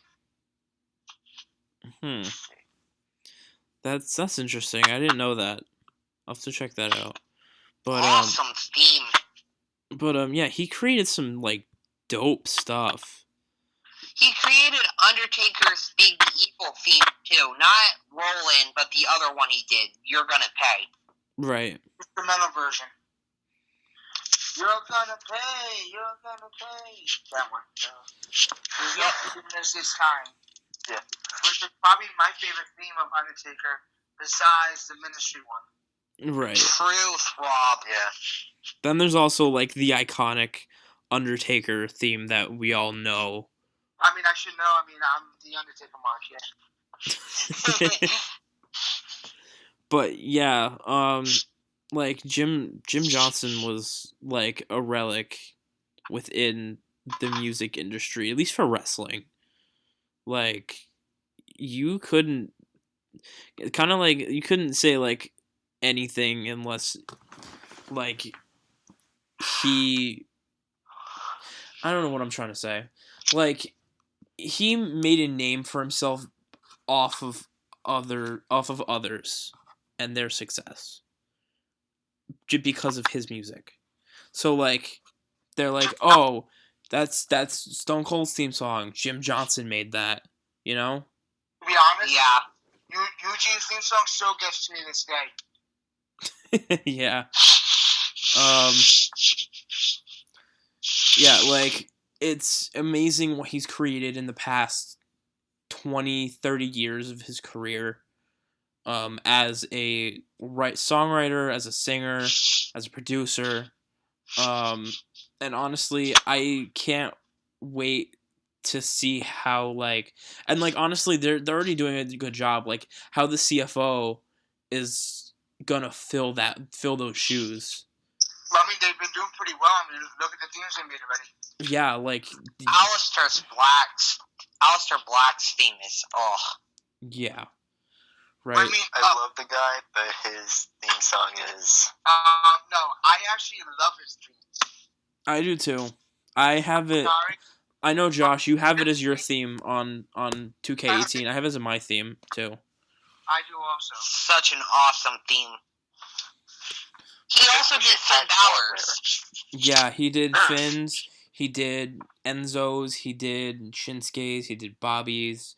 He did. Did I say Finn? Styles. Yeah. Ember Moon, Asuka. like, honestly, like, he's doing a very good job in trying to fill those shoes of the past. And, like, I can't wait to see, like, what other stuff is created in I this. kind of feel, in a way, that's kind of what WWE is going for with releasing him. It's sort of like out with the old, in with the new. Right. That makes a lot of sense. In this whole thing. So now I want to move on to Impact Wrestling. Earlier this week, where we got news that EC3 and Lashley wanted their releases from Impact Wrestling, and we've seen throughout this year, we've seen over a dozen of superstars leave Majority Impact. of their roster. What? The majority of their roster left. Yeah, like they're almost their entire roster left. So like, is this the end? Is this because EC3 was the backbone of Impact? It was. And then- Truthfully, in my personal eyes, TNA ended for me years ago. Yeah, I could see that. Impact should have died the minute Dixie left. Yeah, Very true. it should have. Impact has been dead for years. Do I believe it's the end of Impact under Anthem? God, no. Truthfully, I think once Matt Broken Hardy left, that's when Impact died. Impact is kind of a revolving door company. By that, I mean wrestlers kind of come and go as they see I fit. really say that because I have friends in the company that actually wrestle for them. They're part of the LAX now, the new LAX. But there's always an indie darling they could bring in. There's always something they could do to re-up the company. And I mean, they have Eli Drake. They still have names. It's just... Yeah, like I don't think it's officially the end, but like slowly but surely that's a sinking Titanic right there. Like A very slow sinking Titanic. yeah. The Titanic sunk faster. A ship that is sinking but still manages to float. Yeah, like honestly, I understand like they're trying to like renew their relationships by like saying, "Oh, you can use these gimmicks wherever now." As we saw this past Monday with the broken/woken gimmick. But like, is that really gonna work? Like, no, it's not because you've already like ruined your reputation. Impact doesn't have the money. They shouldn't even be functioning. And exactly, Ethan. They ruined their reputation. They are looked at as a joke. If anything, Lucha Underground needs to reformat itself, get rid of this seasonal shit, and start airing weekly, and there you go. Right. At this point. Because Impact, in my eyes, granted, I watch it because I love wrestling, and I don't want to say, make it sound like I want Impact to shut down. I don't. Because good wrestlers are out of work if it does. Right. And I never want to see that happen to a company. Exactly. But I believe eventually it is going to. I think Impact can only take so much before they finally decide to close their doors.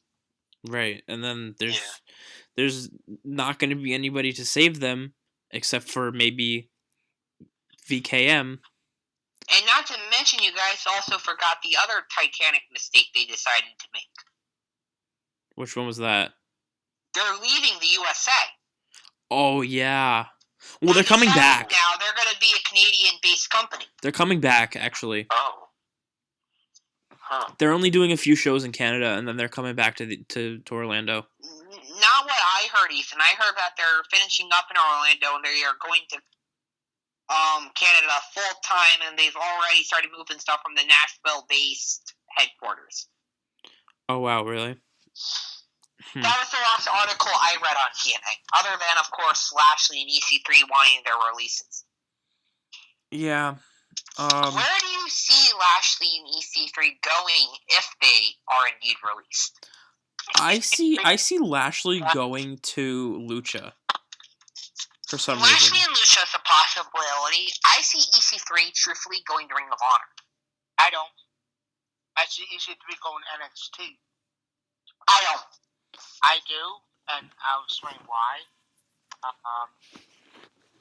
Because we knew Drew was going to go back. He's back. Drew's a perfect example.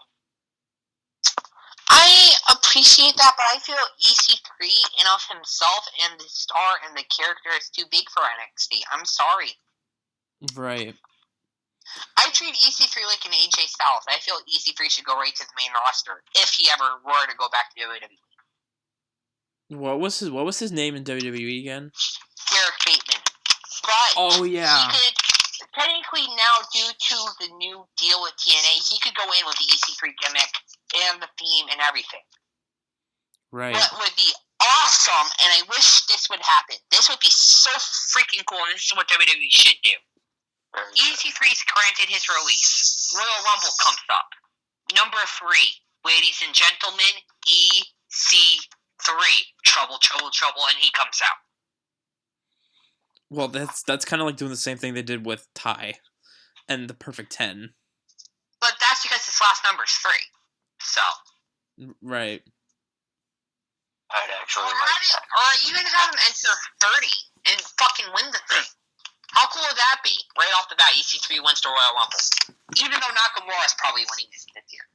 Yeah. Which I am not against. I'm not against that either. Hell no. Because if Nakamura wins, that means AJ Styles is holding the championship at least until WrestleMania. Right. And then we get Styles versus Nakamura, which should be amazing. If it's Exactly. anything like Wrestle Kingdom, it would be amazing. Right. It would be knock your socks off amazing. It would be 7 stars. True. 7 out of 5. Dave Meltzer approved. Wait, no. It didn't happen in Japan, so we got to bump it down a number. 6 out of 5? Yeah. Yeah, so, like, honestly, them leaving, I think, is going to be a huge blow, but they're obviously surviving their own, so I don't think it's going to be a huge problem. And they still got Mundo. Yeah, they do. So, I mean, yes, it is a huge blow. Yes, it sucks, but at the ending of the day, they'll manage to find a way to stay afloat. Right. Because they still do have main event star power players. They have Del Rio, too, El Patron. Ugh. But they're only going to have him for another year. He's planning on retiring in 18. Good. Right. Exactly. Thank God. Hate him so much. Me too. A disgrace to pro wrestling. He really is. he comes off like a serious asshole. Like, He's a snob. A total snob. yeah. Like, I cannot I cannot don't stand see him. what Paige saw in him. I'm sorry, I don't. Paige dumped him. Guy's a dick. And that's what Did she saw in Paige him. actually dump him, or is it... I heard that it had to do with WWE. I heard that Del Rio dumped Paige because of her WWE schedule and his schedule not being like the same, and Then he they'll wanted able to see each other. they'll never see each other, and he wanted to see his kids. And I heard, too, as well, that on Paige's end, WWE barred her from going to Texas or some crazy crap like that. Back to their house or something. Which to me makes no sense because she's her own woman. How dare you dictate somebody to say, oh, no, you can't go back to your house. Right. True. That's not true, by the way. Thank you, RPM, for debunking.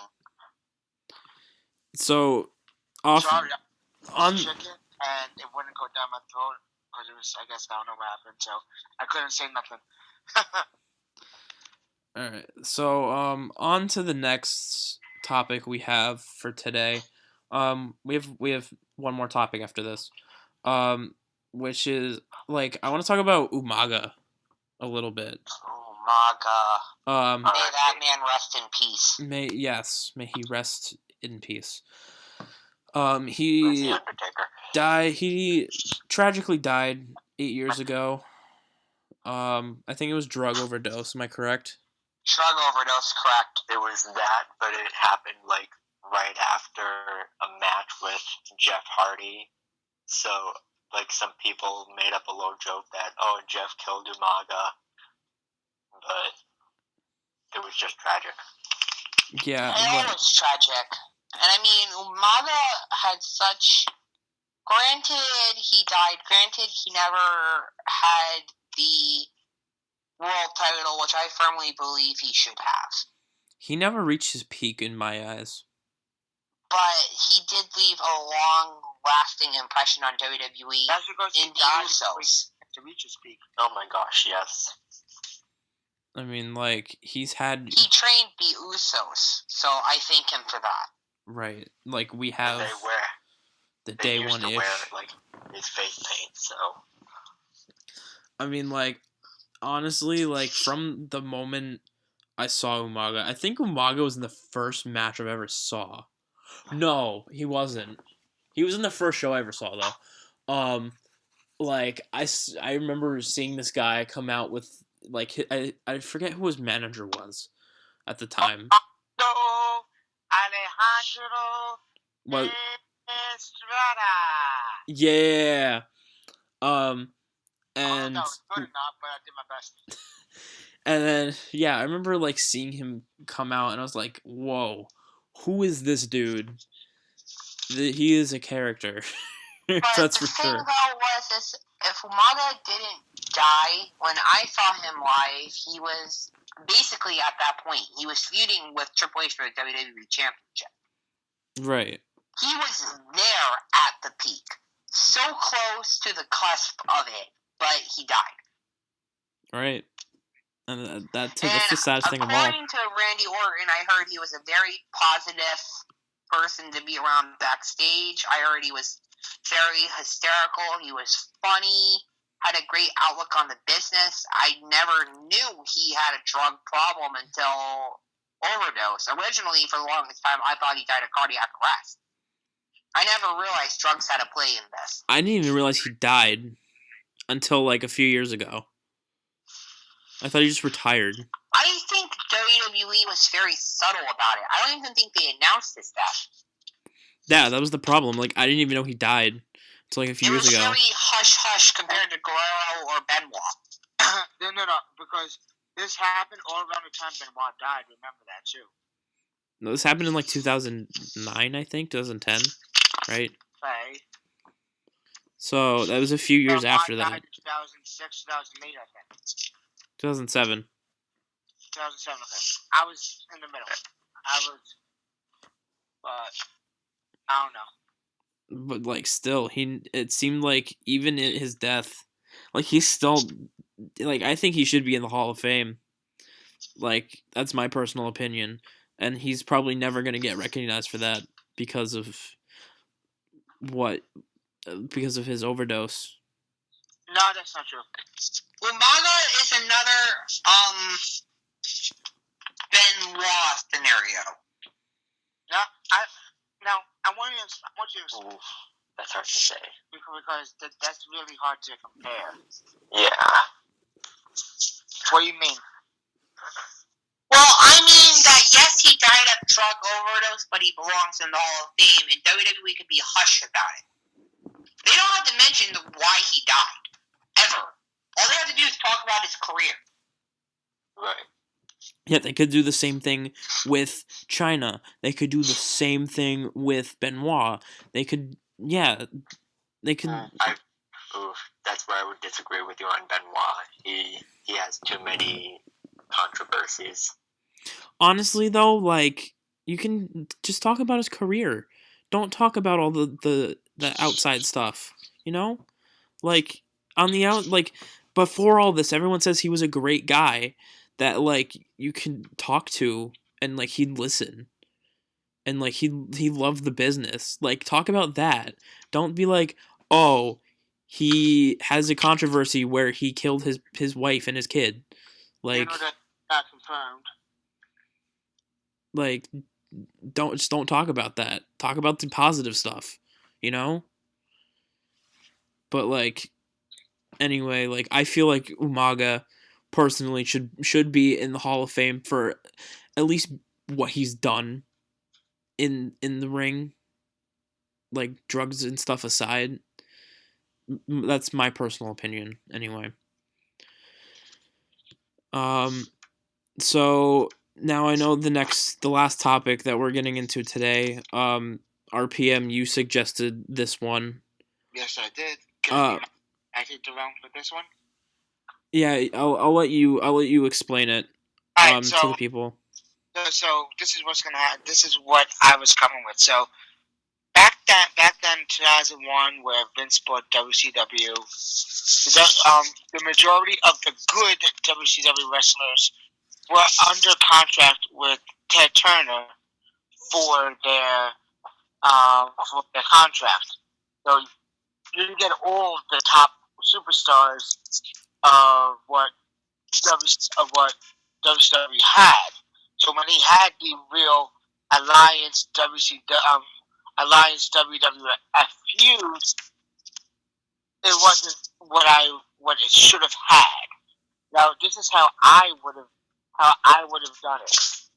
Vince McMahon buys them. Okay. Shane McMahon outdoes him and says, no, Dad, I actually got WCW. Now, Shane McMahon changes the contract around to where it says, you must compete to gain this money. Alright? So, we were missing key WCW superstars around the time that this invasion happened. So, you have people like Sting, Ric Flair, the NWO, which was Hogan, Nash, and Hall, who Hall was having drug problems at the time. People like Jeff Jarrett, even though we hate him, he was still an asset to WCW at the time. Lex Luger, Randy Savage, Goldberg. Did I say Sting? Yeah. Did I say Ric Flair? Alright. Those 8 people that I just mentioned, right? Oh no, I think you got DDP and Matt Awesome. Because if you look at the ECW side too, the ECW side had the alliance. I didn't see Tommy Dreamer. I didn't see Sabu. I did not see Mikey Whipwreck or Roadkill or Danny Doring or those main superstars. What we had in the original Invasion angle was a watered down version of WCW and ECW with some added WWE top stars to make them look terrifying, even though we all knew that WWE was going to win at the end. So now, here we go back to 2001, the Invasion angle. Instead of Stone Cold joining the Alliance, right?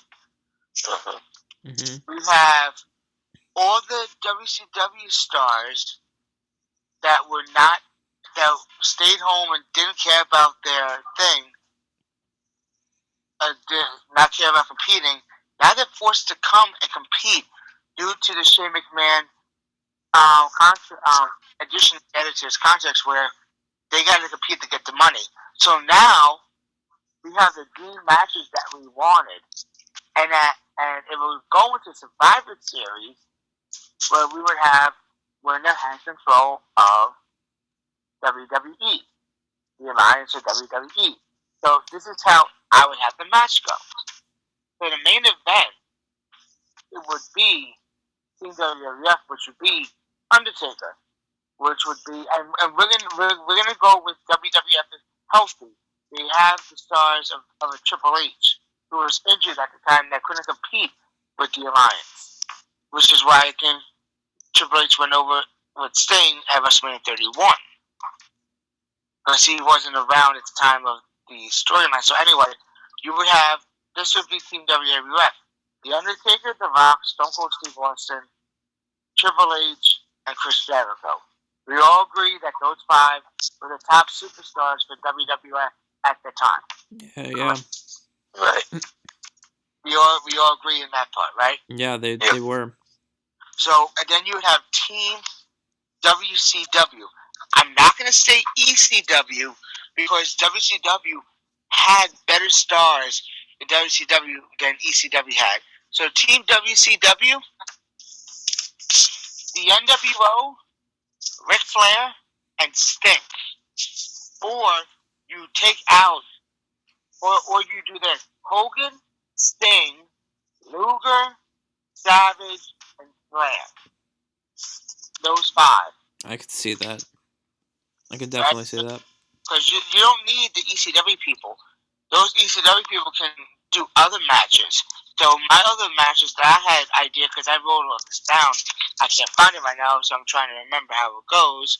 So you have the United States Championship, who was last held by Rockstar Jim Duggan. No. That was the television title. It was held by Rockstar Jim Duggan. I'm saying they bring it back.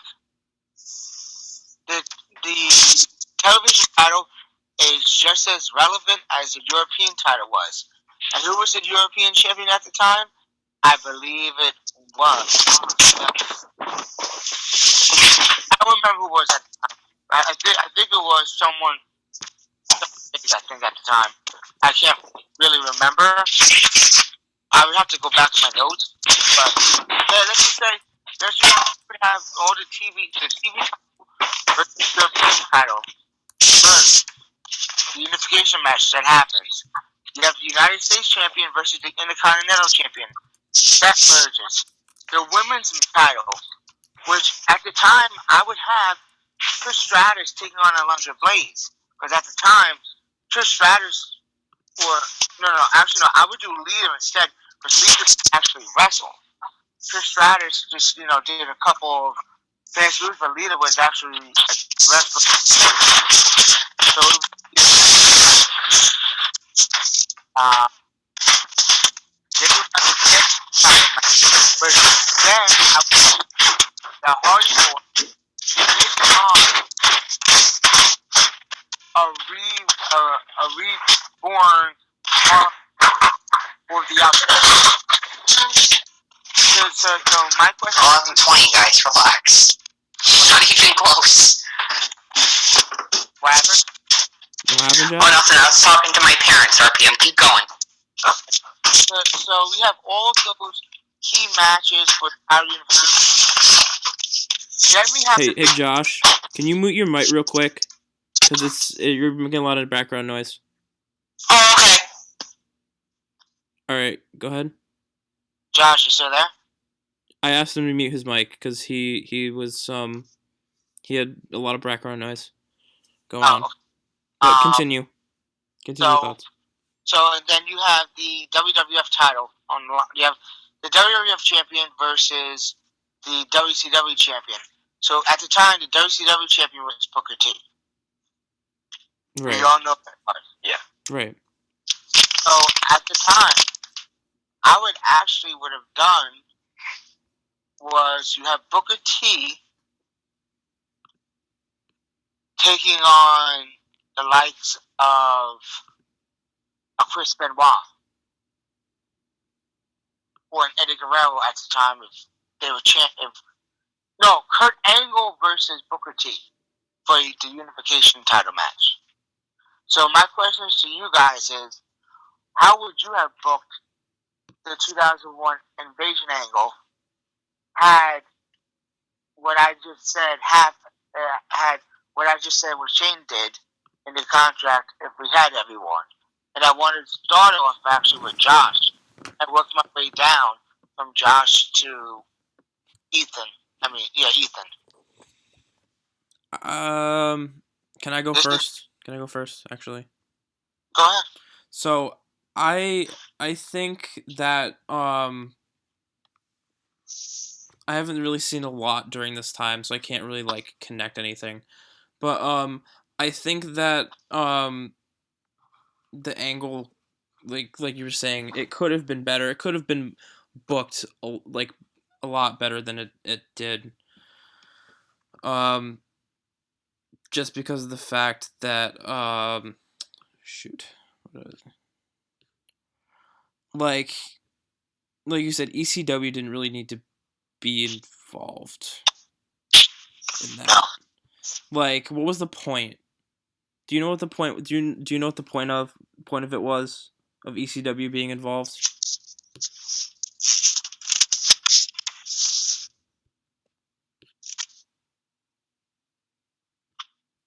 Go ahead. I said, do you know what the point? Do you know what the point of ECW was being involved? The only reason why ECW was involved was because WCW didn't have that many good people at the time, so they added like W Boys, RVD.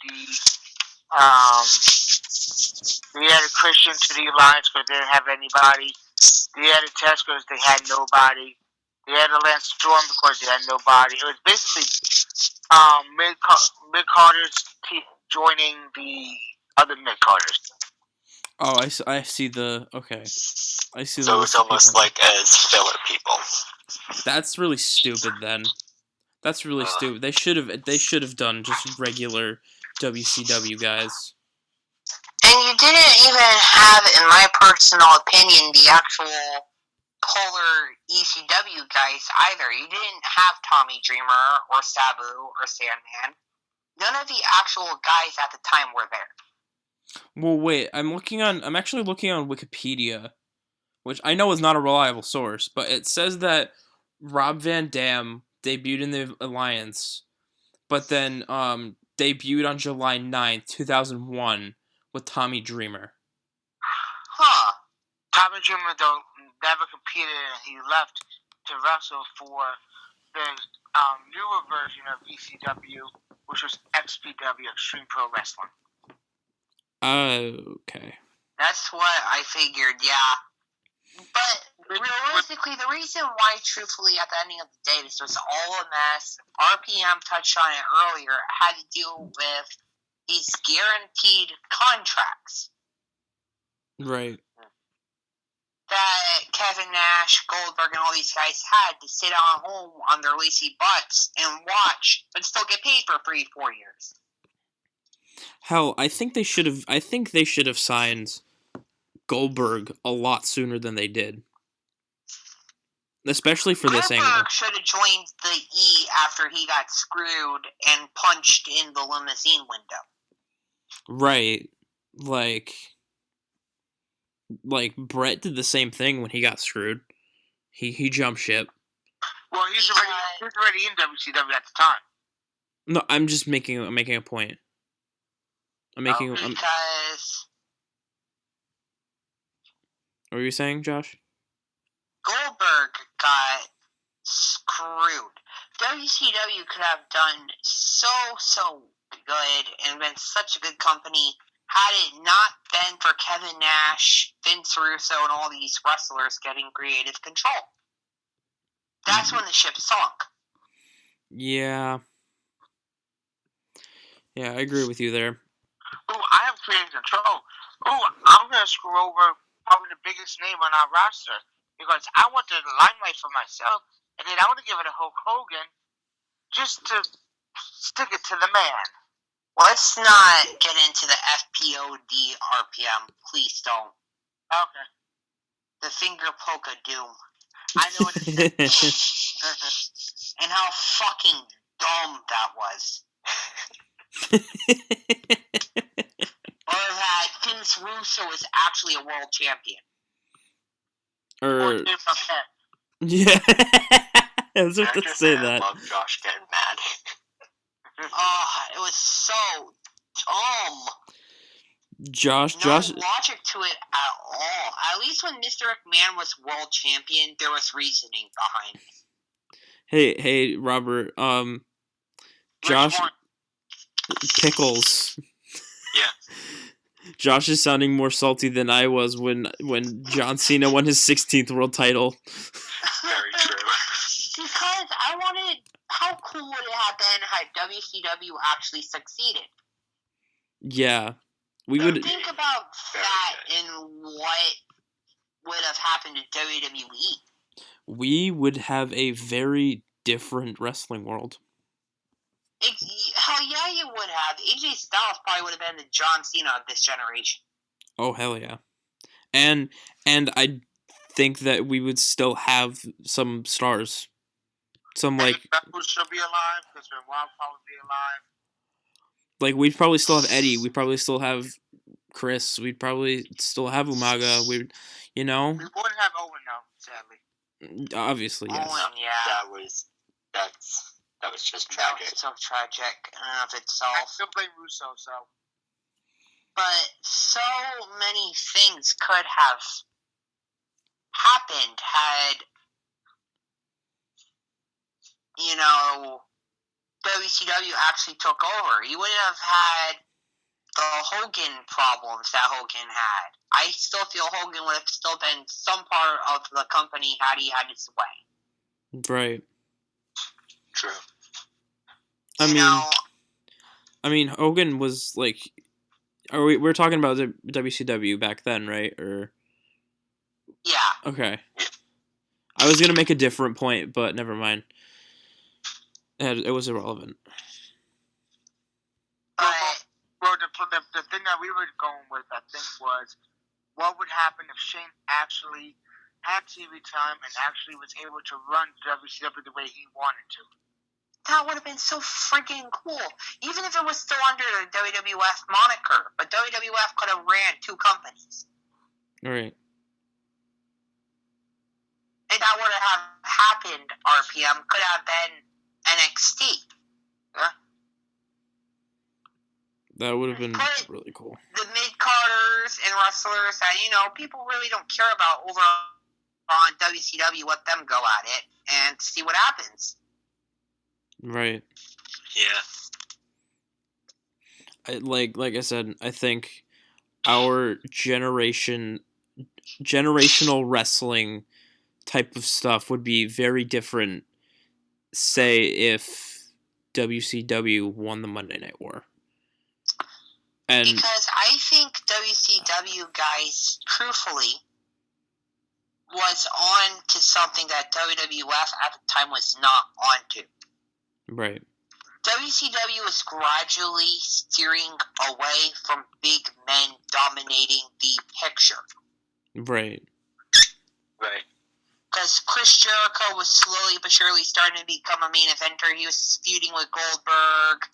You had Brett over there. You had the Cruiserweights shining. All kinds of awesome revolutionary stuff was happening in WCW. Right. WCW was very revolutionary, and I feel a lot of the stuff we are having right now in the current day would have already happened. I mean, like, we just had an NXT TakeOver War Games. Like, we haven't had War Games in, 20 years. 1998. Yeah, my point. The year I was born. Women would have been in the picture and treated better. I don't think you would have seen nearly as many bra and panty matches because Alondra Blaze was like, fuck. Hey. Brown panty matches with the shit back then, okay? Honestly though, like, those matches were, very degrading. And, Oh yeah. Literally, I remember I went to, I was being sarcastic, by the way, so don't take me seriously. I understand, but, those, I saw a lingerie pillow fight one time, and, literally, I was, maybe, this was maybe, 10 years ago. I literally said, this is stupid. And the guy next to me goes, oh yeah, this is really stupid. I watched it 10 years later, and I watched it, literally a few months ago, and I was like, wow, that was really stupid. 10 years later, nothing changed. Yeah, really. I'm like, that, like, it was so degrading, and it was really, like, it wasn't even a good concept. And can we talk about how, truthfully, looking back on it, before we go and before we end this, just one last quick topic. The Attitude Era, truthfully, granted, yes, at the time it was revolutionary, and I'm sure at the time everybody thought it was awesome, but looking back on it now, sucked. Yeah. Yeah, pretty much. Sucked. It was trash. Right. It was Jerry the King yelling puppies every chance he got. It was terrible in-ring workers. Don't get me wrong, some of them were okay, but for the most part, horrid in-ring work. I mean, Until at least... about 99, 2000, when the Hardys and Edge and Christian and the other guys came into play that were more athletic. Right, but, like, you have to be honest with yourself, though. In the Attitude Era, we got some really, like, good gimmicks. Oh, yeah. That's the only thing we got out of it, was the really good gimmicks and the really Not to edgy... mention, Stone Cold was incredibly entertaining. We also had tickets going fully off on the cell also. I mean, Attitude, every era had its moments. Right. You know, the Golden Era had Hogan slamming Andre Also and had Macho. Snooker diving off the steel cage in Madison Square Garden against John Morocco. Exactly. Every era has its moments. And I'm looking forward to talking to you guys 10, 15 years down the road and reminiscing about when AJ Styles beat John Cena for the WWE Championship. That was my favorite moment of all time. Right. So hard. Even though I was salty AF, but you know. Always salty AF. It's true, and it's hard when you have to see that almost every day. I'm sorry. I'm sorry. I can't wait to hang out with Ethan this Saturday at the show. I want to see him get salty. He's going to get behind some indie guy only for him to lose. I'm trying right now. Let's go, indie guy. Wait, what the fuck you mean you lost? Josh, you, Jordan, and Ethan need to come to Raleigh, New Jersey, February 24th, because there's going to be a mixed tag street fight match, including Schlack, Kyle the Beast, and Lufisto. That could be cool. I can't wait to get a car and learn how to drive so I can start going to all these shows. I'm sure he can drive you. I can't drive. You suck. I am going to be a road dog. What about Jordan? Does he drive? No. Well, you all don't know the struggles of road rage. Oh, I know the struggles of road rage, trust me. I am a passenger driver road rager. You probably Yep. know like 90% of it. I am horrible. Me? But I'm the guy that when he's in the car, either is on his phone or sleeps the entire ride.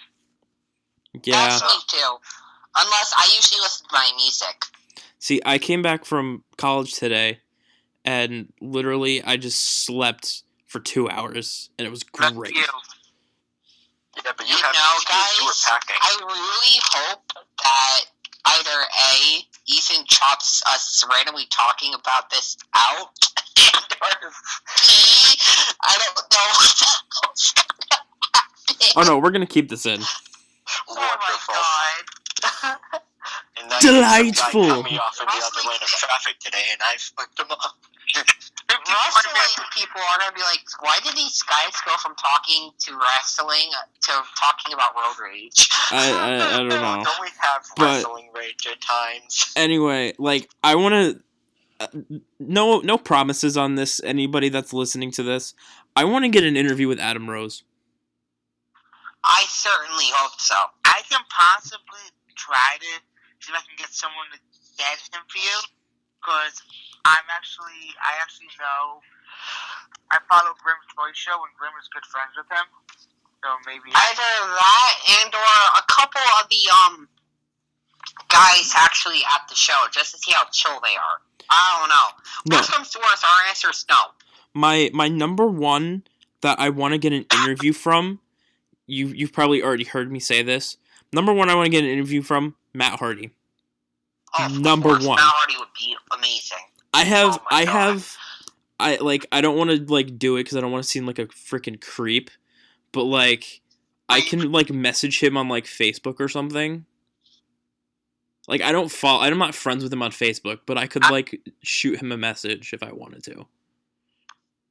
I'm friends with a lot of wrestlers on Facebook. The only reason I found his Facebook was through James Ellsworth's Facebook. Stalker. Oh, poor Ellsworth. And I was like, knew he had one because when I was younger, I used to do that too. I'd be like, I wonder if these guys have Facebooks. I found Charlotte's, Emma's, Zack Ryder's, and at the time, Zack Ryder was still with Emma. Oh wait, by the way, I'm friends with Al Snow. That's cool. Yes. What does everybody want?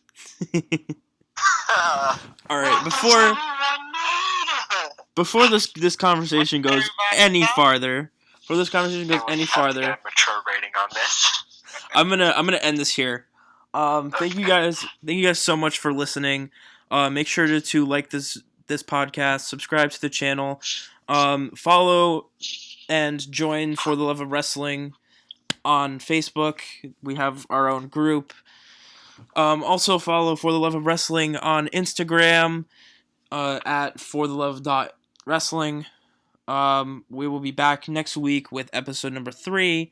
Hopefully we have a Adam Rose interview for you guys. Take that with a grain of salt.